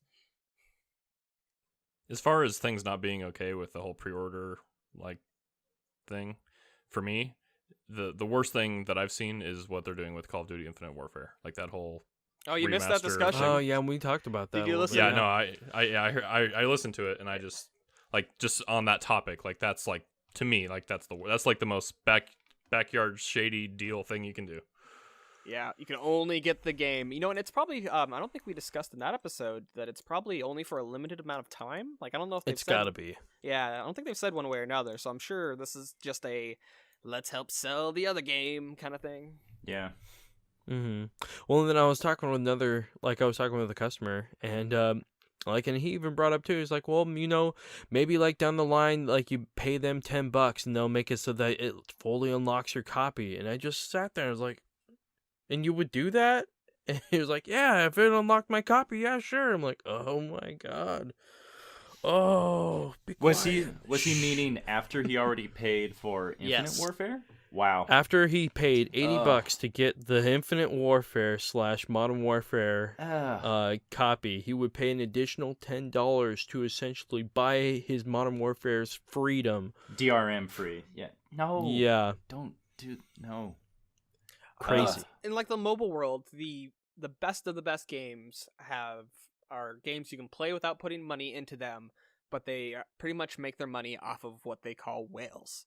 But those games are designed so you can play them. I'm not even talking about the ones with like energy and stuff. That's bad. I'm like there are some games out there that really you can play them, but whales make the pay to win option a thing, but that's okay. Let them be whales essentially. This Yeah. feels like they're kind of forcing people to be whales. Like they're really like holding you hostage in a sense. Mm-hmm. Yeah. Yeah, I just don't like it all the way around. And again, it is probably, you know, it's probably my personal bias as well too, because obviously at the end of the day, it hurts business. So yeah, you know. and it just gives you something to disappoint a customer in. Oh, you don't have an early copy thing like that? Nope, we don't have access to that. Wait, Actually- so the yeah, whole like it's totally our fault that, you know, we got a hold of the dev team and told them that this was a really great idea and that this would piss them off. Oh man, just like, to spite you. Man, I can't even get posters yeah. from my distributor anymore. Like, times have changed. So wait, the whole Infinite Warfare, Modern Warfare remastered thing, that's limited to timed exclusivity? Like only the first run copies are gonna have that? Well, no. We don't know if Oh. we don't know if Call of Duty 4 Remastered will ever be available other than buying the $80 copy of Call of Duty Infinite Warfare. Okay. I would imagine it will be because that's Oh, more it absolutely money. Yeah. Yeah. So that's Yeah, that's the uproar. EA loves money, or yeah. Activision. Activision. They both love money. They both, yeah. Yes, at the end of the day, yes. Because I mean, EA's got their nonsense going on with Battlefield 1 right now. So Yeah. I have a So- question about you guys being on the retail side, and maybe we don't even want to cover this. It might be too, inside information. But so when it comes to like these big $100 collector's editions, would you guys rather sell those? Like, is the margin like? No. Would you rather sell 50 of those, or does it matter to you? It's pretty much percentage. You Yeah. can almost view it as roughly about 10% maybe. A normal game, so you get it for about $52. You sell it for $59.99. A collector's edition of say a $79.99 game, I would probably get for $70. Yeah. maybe. $79.99 was $69.50. There you go. Yep. So yeah, it's pretty much percentage based. It's always about the same. Collector's editions are more of a pain in the ass and don't move like they used to, especially Yeah, for they don't. major games. That's We've why you had- would rather have the regular version. We've had collector's editions of games like Overwatch. Blizzard collector's editions have always historically been big deals, and we've had Halos just sit and rot in a sense. So Yep. it's that's changing, especially with our pretty Halo friendly market in a lot of ways. So Yeah. So the margin's really the same. Like, it's it the doesn't Yeah. make a same. In difference. fact, it could cost me more based off of shipping and weight. Yeah. It comes down to which ones you're going to move at full price, which is honestly going to be the regular copies. I like day one editions essentially. That's because Yeah. you get the stuff that people want. It costs the same price. I'd rather They move- sell. It's volume more than Yep. anything. Like when people buy a PlayStation 4, for example, that let's say a PS4 is MSRPing for $299, it cost me $295. Yep. So yeah, Yeah. And it's been like that since, like, ever. I mean, unless they had some crazy huge volume, because we're a nationwide corporation, it's probably about that price for Yeah. even your Walmarts and your GameStops and your Game Crazies back in the day. Yep. So yeah, that's just how it is. Yeah, I think at Game Crazy, we sold, when we were selling original Xboxes for $150, we were paying $146 for them. Yep. So we made a whopping $4. Never changes. That's And that was a chain. And that's a whole nother Yeah. discussion here, is when you're buying these big fancy early editions, I guess some of them are physical, Battlefield 1 here, for example, but Yeah. a lot of them aren't. A lot of them are digital, which takes away your ability to participate in the used game market, which is a whole nother cup of tea, and something the developers don't want. They haven't wanted it for a long time, so we saw Microsoft, especially recently, at their peril, tried to go after it. So yeah, it's just another step forward. And before into them, Sony our tried it. digital future. Yep, yeah, it's scary stuff.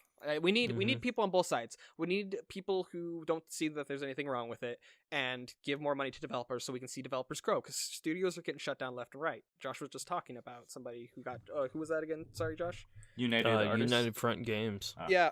And so, I mean, we need people to, throw a little extra money. The same thing with like Kickstarters and stuff. Like Star Citizen needs people who put a bunch of money into it. That's good for these games.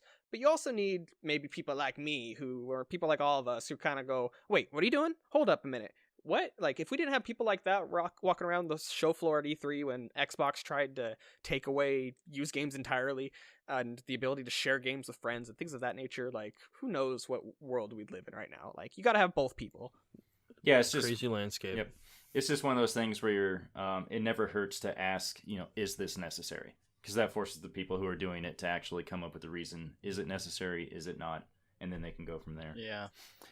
It's just this weird conversation hearing about the price of video games rising, and I'm just thinking back to when I was a kid and I was still paying $80 for Sega Genesis games. Mm-hmm. I'm just Yeah, right. they're still like $20 cheaper from when I was a kid, and Well, it's weird to say that. And other countries like Australia, notably, Oh, have to God, they pay get a premium for video games in general because of more or less their government. Like, so Yeah. Even things are- Canada.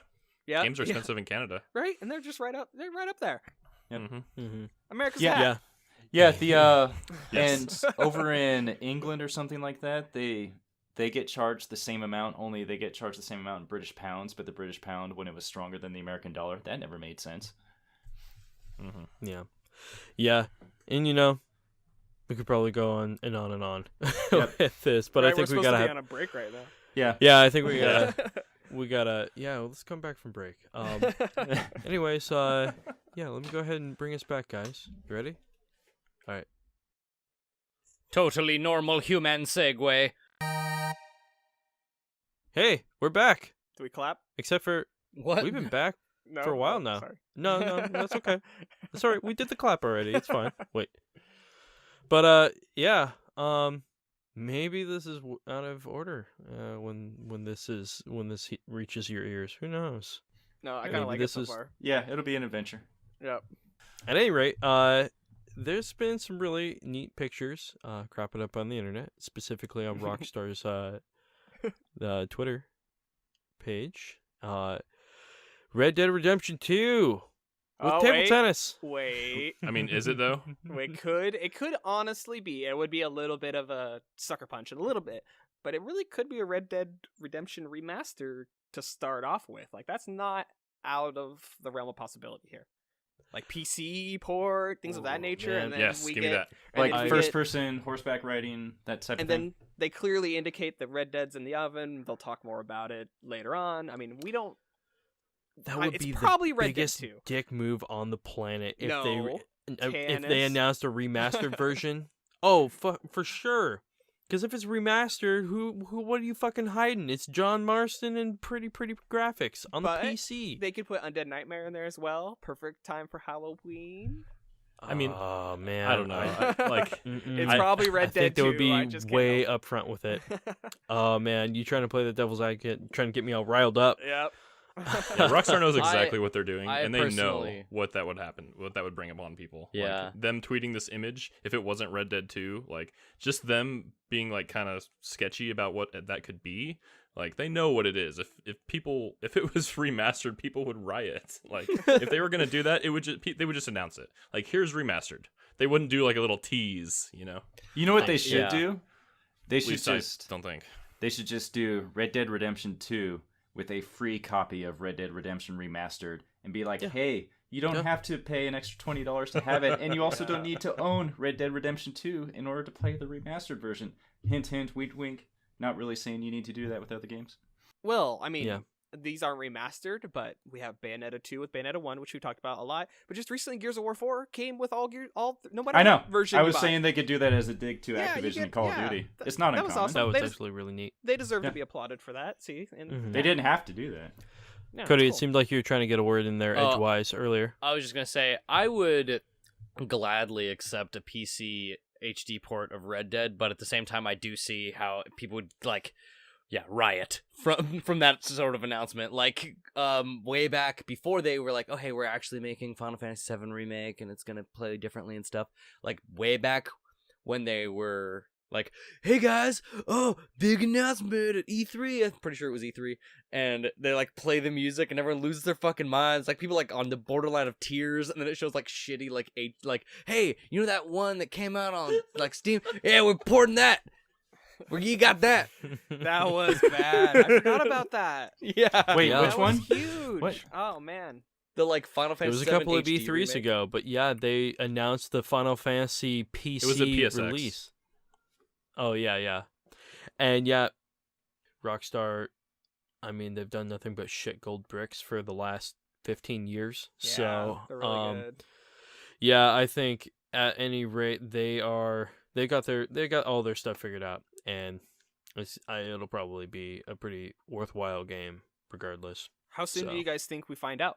Like, how you can't really do this tease and like leave it for like months. Yeah, it's Can got to be you? soon. Right. I would Well, assume. these pictures have been one day after another. So I mean, like, if like what day it started, it was Saturday. No, it was.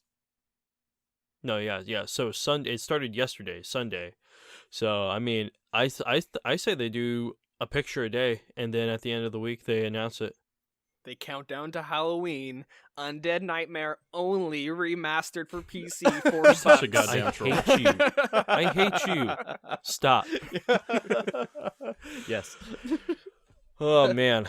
Rockstar somewhere is just like, yeah, dude, great idea. Cancel Red Dead 2. Yep. Oh, jeez. But yeah, and then I guess we kind of talked a little bit about United Front Games.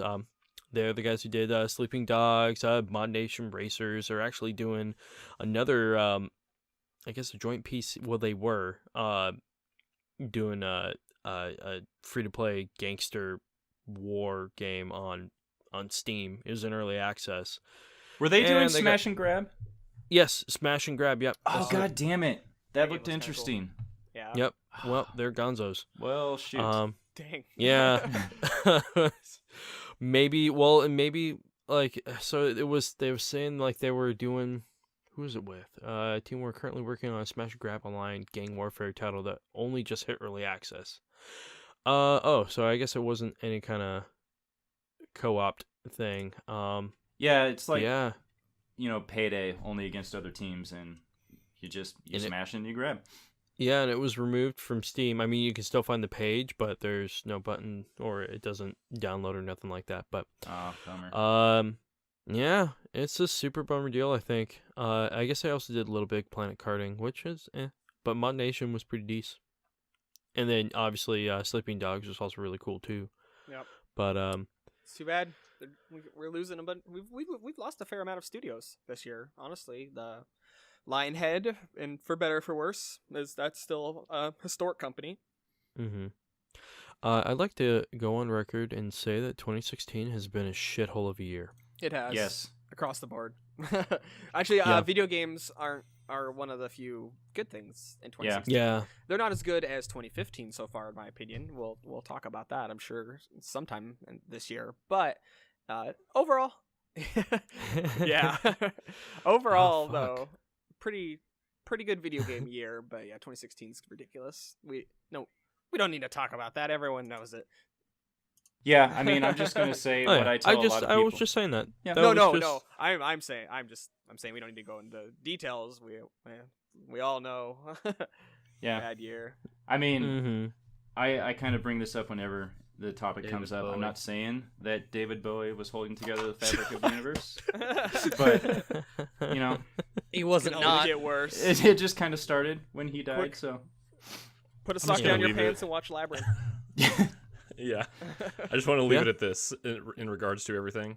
Go look at a game on Steam called Mr. President! Exclamation point. Yeah. Not gonna talk about it. Not gonna talk about it. No, it looks awesome. The ragdoll It looks is awesome so for like Oh, it 40 looks seconds. So stupid and Yeah. silly. Is that the Yeah. one that super cheap Donkey was or playing? Huh? Is that the one that Donkey was playing? Have you seen his video? Yes. Okay, yes. okay, It was wonderful. yes. The only interesting part of that game looks like the cage match dive. Just because it comes out of left field. You're just like, all right, yeah, you gotta save the president, and now you're the heavyweight champion of the world. Like, But- what? Yeah. Yeah. Anyways, moving on. I suppose real quick. I guess we're gonna have another SAG-AFTRA strike here soon. That's voice actor strike, more or less. That's what people are talking about. I haven't looked too far into it. They're threatening it, from what I understand. I mean, they've got a date, October 21st. Yeah, like, so Date It- set. it makes you wonder, like, famously the writers' strike really messed with television back Which during, like, did the not Lost work. days and That was stuff. a massive failure, too. Yeah, see, politics aside and stuff, like, you can't. We just had a lot of major games delayed out of 2016 into 2017. You wonder what kind of games it could affect. Like, I don't know the development cycle of video games well enough to know when the voice acting is recorded in the stage of game design. But games like Horizon come to mind. That seems like it probably has a ton of voice acting in it. Stuff like that. It makes me worried. But So I pulled up the article on Kotaku here, and Real quick blurb. According to the post from the guild, unless changes are made to the voice acting contracts, members will start a strike on Friday against the following employers, which is Activision Publishing Incorporated, Blind Light, Corpse of Discovery Films, Disney Character Voices Incorporated, Electronic Arts Productions, Insomniac Games. A bunch of these are, I'm assuming, are movie productions places, but also WB Games, VoiceWorks Productions. So yeah, like it seems like a pretty big deal strike. What about Charles Martinet? How's he doing? I think he has nothing to do with any of this. I'm pretty sure that probably they've got unaware. him. Well, he just kind of sits in his room. He's got his little Mario plush and his Wario and all the other characters. And Nintendo, And sacks slides of back money. the door. Well, no, they slide back the door and shove his grits under the door there, and he just wahoo! He's been brainwashed at this point. Yeah, I think that's about how he's doing. One thing to keep in mind, though, I'm looking at the same article that Josh is that when it comes to it, it's not like they're saying they're doing a strike against voice acting work altogether. It is specifically just those companies that they list. So chances are there's something in the contract like compensation or fees or just work conditions that they don't agree with. And also when it comes to this type of stuff is that when you hear the Screen Actors Guild or AFTRA, think of them as unions. And so if there is a great voice actor that's not a part of the union, they won't be going on strike. I mean, chances are if they're really good, like Troy Baker or Nolan North, they probably are a member of one of these. They absolutely are. Yeah. So, I mean, this is one of those things where maybe we'll get lucky and some of the voice work that somebody's doing, they're not a part of the guild. And so they'll still be working or anything like that. But it's also, I don't know. I'm not seeing the sky is falling yet, but it definitely is just one of those things that it hinders production cycles, and it's how you end up getting problem releases like Duke Nukem Forever and Homefront: The Revolution and everything like that. Any sort of hiccup in production cycle isn't good. Yeah. So It's not terribly surprising. I mean, come on. We live in an industry where we hear about dark work environments for Konami and all this stuff. Like, crunch time. yeah, maybe it's a good thing in the end. And America isn't exactly like Japan when it comes to our reverence for voice acting. We just kind of think of it like, well, hey, you're good at acting. You can record dialogue, right? Completely different thing. I can't remember if it was Nolan North or Troy Baker, but he once made the statement, if you want to get into voice acting, there's only one thing you need to do. Wait for me and Troy to die. Yeah, one of those two said it. We pretty much have like a top 5 go-to people in this. I mean, there are lots of voice actors, but we definitely have like an elite tier. That sounds like a Troy Baker kind of quote. Probably. Dude, Nolan North is, he is like the ultimate, like, have a barbecue with this guy Yeah. kind of person. Yeah, he is. But, yeah, so, yeah, kind of big deal. Well, we'll see what happens. I think it kind of seems like it's more focused towards, kind of, film production than it is gaming. But, Man, this is weird. I'm just reading some of the strike notices or for some of the terms of why they're striking. Extensive and lengthy, intensive vocal sessions. Okay, I see that. Lack of stunt coordinators. That's surprising. Oh, and this actually was brought up the last time they were threatening to strike as well too. Like the stunt coordinator, or like lack of stunt coordinator pay. I don't know. They described it as like the actual like the act of like making like a arg or something to that effect. Like to them is like stunt kind of work because it puts a massive strain on their voice. Okay, so that's what they mean. It's a weird Yeah, way it's a that they weird way define it. Yep. But Definitely threw me off. yeah, but anyways, I think at this point we got the 10-year anniversary of the Wii and the PlayStation coming up later in the month. I mean, Xbox 360 already had this last year since they launched a year early, but kind of in honor of that, I'm thinking. Well, not. I'm thinking. We were all thinking.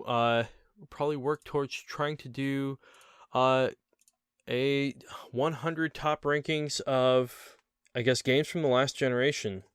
Yeah, it's something that we talked about the store in this podcast. It's something that we did last year for the Xbox 360 10-year anniversary. We came up with a list, essentially. Josh and I, this was before we did Supertrope and all that fun stuff. Beyond the list, we're going to kind of just try to, I mean, it's kind of silly in a lot of ways. Hey guys, new gaming podcast. We're on, I want to say, episode 5, if I'm not mistaken.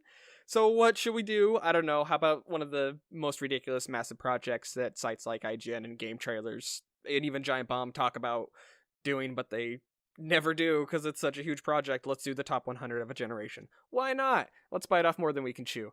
I think it's going to be kind of fun. So it's pretty much going to be, I think what we were talking about is we have about 4 or 5 podcast episodes between now and what would be right about the podcast after the 10-year anniversary of the Wii. And, we all have a lot of memories in that generation. In a lot of ways, we, became adults during this generation. We have a lot of stories from the launch years to the very ends of the generation. I think just that. Do we? Yeah, boy, we got a lot. So I think it's going to be fun. We're going to kind of, we're going to put them into lumps, more or less. We're going to, there's your all-time greats, games I hardly even need to mention, like, let's just say Portal 2, things like that. Then we're going to have kind of your awesome games, your game of the year contenders, the years they came out, but not, the all-time elite like the first group. Then we're going to have your kind of awesome games, but, of course, there's a third tier here. And then our fourth tier will be finishing out our top 100 and games that are honorable mentions. That's actually going to be where the majority of the work probably will be, because that's going to be a bigger blob that we not only have to cut games from, like to boot them out of our top 100, but we also have to come to an agreement on the order. The order of these lists is always the thing I really struggle with, because we all have our own, especially when we get to the top 10. Almost any game in the top 10 could be considered number one.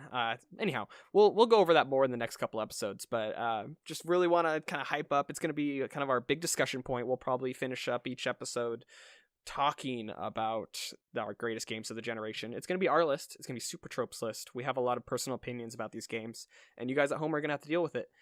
So yeah, I think that's more or less the feature.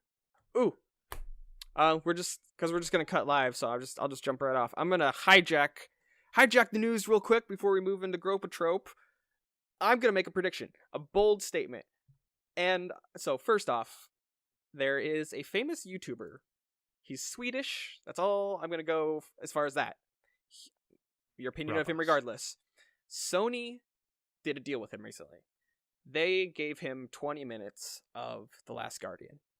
I watched those 20 minutes of The Last Guardian. Wow. I'm here to say that on its animations, its world, and the emotions between you and the dog thing, it will be a Game of the Year contender and will not be delayed out of 2016.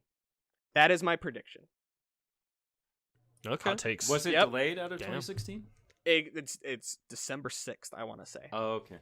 So it wouldn't take much. But Huh. yep, hot takes. What I saw looked great.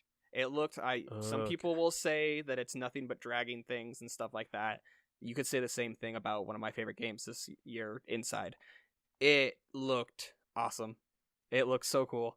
Good. I'm back. I'm all in. I'm so much Good. more into The Last Guardian now than say like Final Fantasy 15.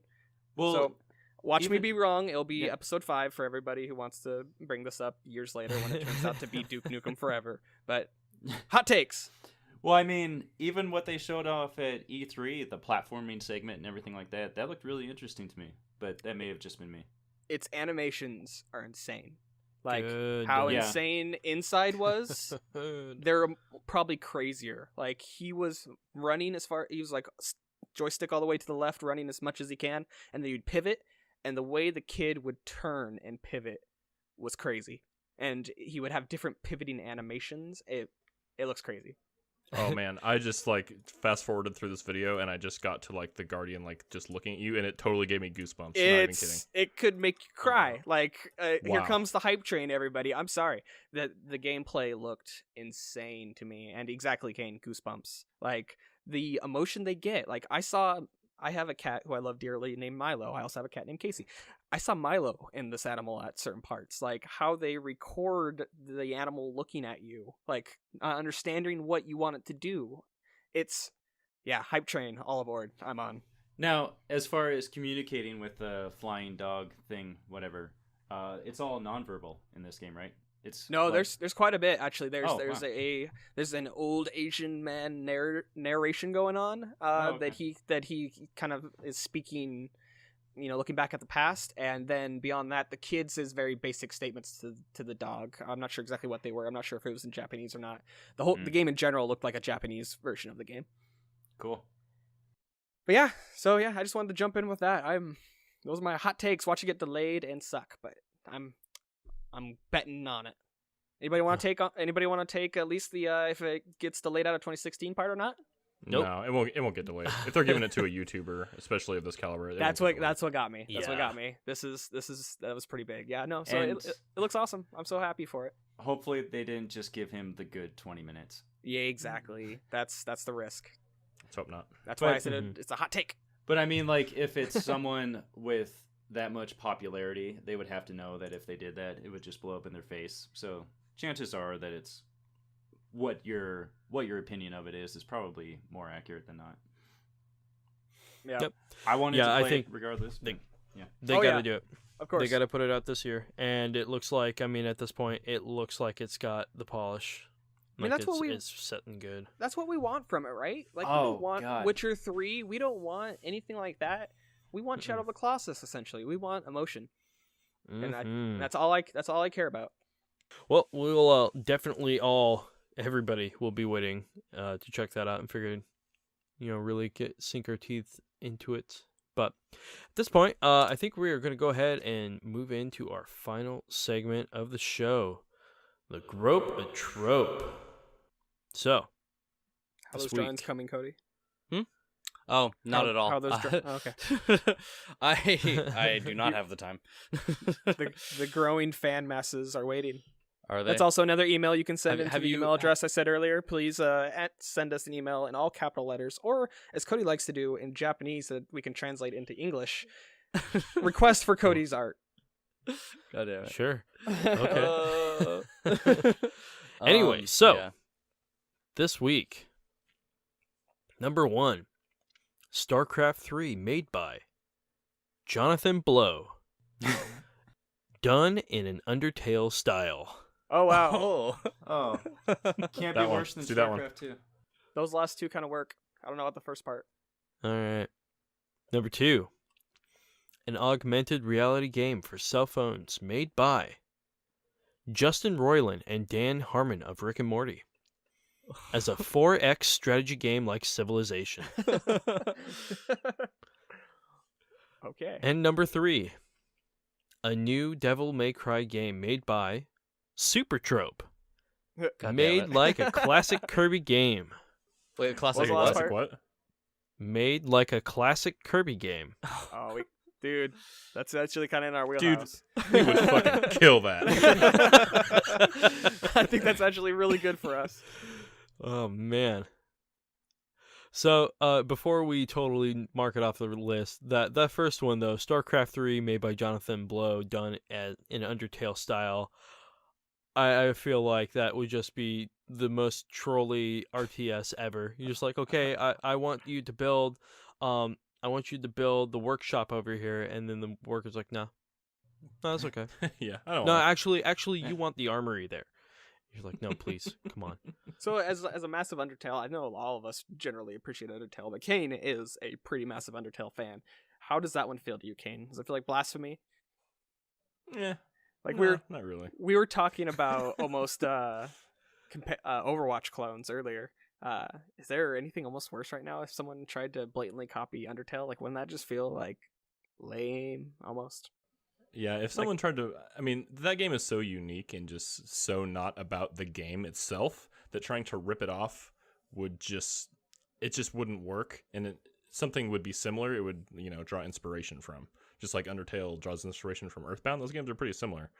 So I don't really think you can rip off Undertale without just like blatantly like copying it. More like the mechanics, sure, you can take it if you want, but like I don't even know how you would do that. What if I told you one of the races were all Temes? Yeah, okay, we might have a win. I actually really liked the second one. Yeah, what was that second one again? Honestly, An augmented reality game for cell phones made by Justin Roiland and Dan Harmon of Rick and Morty as a 4X strategy game like Civilization. That could totally work. that Yeah. one really sounds like you would maybe like find an icon, you'd click on it, camera zooms out, Google Earth style, and then Rick and Morty charmed. Like, oh man, I kind of like that one Yeah. a lot. That could actually work. Go to the coffee shop. You gotta get all them schmeebles, or else the other players are gonna get the schmeebles before you can. Morty. Think about rewatching it in preparation for season 3. You know, I've never seen it, but what you just did makes me never want to watch it. No, you have to watch it. It is good, Kane. It's I compare it to Futurama. It's good. It's really good. It's really, really good. But I mean, Justin Roiland is already making his own VR development team, so yeah, this doesn't seem too far off the point. But I don't know, man. Devil May Cry, made by us, as a Kirby game, like classic Kirby. The Devil May Cry part's kind of the weird part there, isn't it? So Yeah, how does Dante get his powers? Kirby style? Like, Well, I he imagine he'd just- like suck up No, the no. souls. No, yeah. no, we're rebooting. We're rebooting again. Changing the main character. What gotta color change is his that hair hair? color. That's the first thing. Yeah, that's Yeah. the first thing He I has gotta to have- know. His hair's pink, Ginger. obviously. just totally ginger. No, yeah, I like Josh's idea. We're going ginger, full red hair, lots of freckles. People love No Souls gingers. It's perfect. God damn Yep, it. he takes the souls. That's how he gets his powers. He takes the like just like Kirby. He takes people's souls. You mean What if- just like what a if the- ginger, he takes people's souls. God damn it. That's what I mean. Yeah. Yeah. Okay, Yes, so it's most perfect. importantly, our vision's important here, but our game engine options are pretty limited. I'm gonna list them off real quick.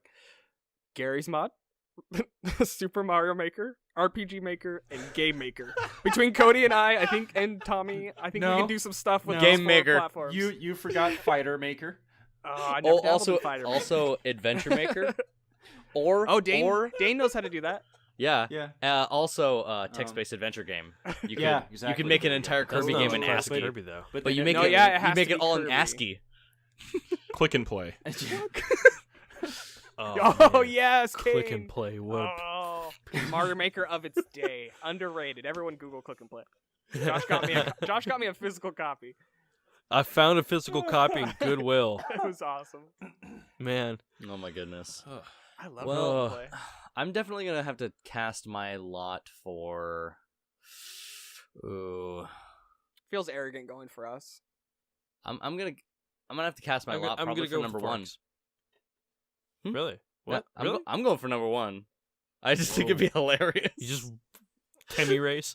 I'm just picturing like Jonathan Blow trying to explain that game to anybody. Just, Yeah. It's like StarCraft, like the Eagle Raptor animation at the end where he's just Yeah. it's like StarCraft, right? It's a game, right? But you'd be wrong, But right? you're not building stuff. You're actually trying to shoot people. But I'm right? especially thinking like Jonathan Blow, like Braid era, not like The Witness. Yeah. Yeah, so.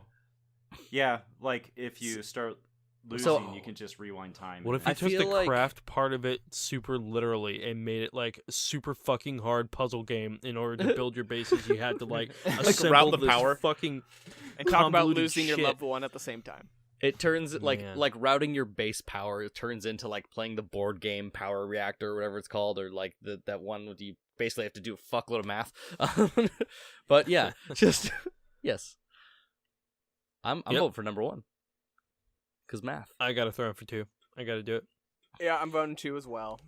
I like You know, 1 though, Yeah, the more I think about it, and I like 3. if you think about what Devil May Cry is and what a Kirby game is, it's And really that's we hard. basically are- just Super Smash Brothers. No, Yeah. it's Castlevania. Yeah. Or that. Yeah, Devil May Cry meets Kirby. Castlevania. Oh my God, Castlevania totally ripped off Devil May Cry. Oh, you're right. Oh, totally. I might start the episode that way. Devil May Cry ripped off Bloodborne. Man, Oh, it's God. Out of context. Having not actually played a lot of the Kirby games, it'd be really hard to actually make one. And First I'm game I prob- ever beat. I'm probably gonna lean towards number one as well. It's just I imagine I Oh imagine boy, nice, Tommy. We I got a imagine- tie. Yeah, the 4X game. I'm just picturing, hey, you want to go get these resources? Okay, you're actually going to have to get in your car or walk to another state to set stuff up. Because, like, 4X, extract, exploit, explore, expand, and all that other stuff. It sounds very similar to, like, Ingress in Pokemon Go, only with Rick and Morty. Does this Yeah. mean I have the I don't- deciding vote? I don't know if you can. Yeah, you're Yeah. throwing in your deciding vote. And if you do So the the thing- oh man, if you vote for number 3, then we're fucked. See the thing. Okay, so the thing about the StarCraft Undertale John Blow one, I don't know. See the thing about Undertale that I love is that it's very funny, and it gets the feelers going. It gets the waterworks. Okay, I have a counter perfect for this because I wanted to talk about it, but we didn't get a chance to talk about it. Did anybody see the StarCrafts animated YouTube thing? They made a mod for StarCraft using that type of animation. Are you guys familiar with that? Oh, Yeah, yeah, no. you Sucks. can It be looks so awesome. I might play StarCraft 2 for Well, the first time that way. No, you can be the what is it? Mm. There's actually an official GSL map that uses the Zergling, or what's the Zergling called from the StarCraft's animation? But the actual it's in the map as a creep on an official tournament played map. Like they loaded Oh. that map. Yeah, I Oh, was nice. I was watching people play it. It looks sweet. But anyhow, It- you can use that cutesy animation. You can use What- that animation, but then oh man, the spacings on all of like your lanes. Was this a Wait, what? So it's a StarCraft game when it comes down to it. Well, yeah, I mean, like you're still playing StarCraft. And what it's about just it is, a rep- what about it is Undertale? It's designed like Undertale. Oh, sorry, I thought you were going on a total side tangent. Oh, okay, I'm on the same page now. You're saying if it was animated like that, okay. Yeah, Kane was talking about Undertale and its Oh. emotions. I think that if you envision StarCraft the way that the StarCraft's YouTube cartoon series does, you could maybe carry some of that whimsical emotion across. Just think like big eyes, round cheeks. The The Zergling just wants to give you hugs. The thing about it though is I don't know if John Blow can be that funny. I don't know if he can. I write think that that's well. why I want to see it. I want to see the awkward John Blow humor. Like this is a joke, right? Like I made it funny. Oh my god. Just use a weird font and Dude. say Waka Waka. They'll love it. Lesser dog would be a Nidus tunnel. His head would just go in the ground and then pop out, and fucking Temmie's just come out of his mouth. I love it. I love And it. it's like there's about the second one. Oh, no. I hate cell phones. I've never seen Rick and Morty, and I have never played Civilization. Oh, So there's really Kane. nothing about that really speaks to me. I think the Devil May civilization Cry part's the worst combat part. in a Kirby game, like I said, is just Smash Brothers. It's just Smash Brothers is Kirby with fighting, so that's Devil May Cry and Kirby anyway. So it's basically us making a Smash Brothers Castlevania game. With Kirby with a cool ass trench coat. And ginger hair. That's a good point. That's a good point. No, yeah, I'd want to see the John Blow dry humor. Maybe it's not dry. I don't know. I need to see it. I'm voting for number 1. Oh, there Yes! we go. StarCraft 3 Nice. John Blow Undertale. Nice. We haven't ever had that. It's almost always been unanimous. It's a growing moment for us Ooh. as a podcast. I think going forward, I might just vote for the one that I think will be the easiest to draw.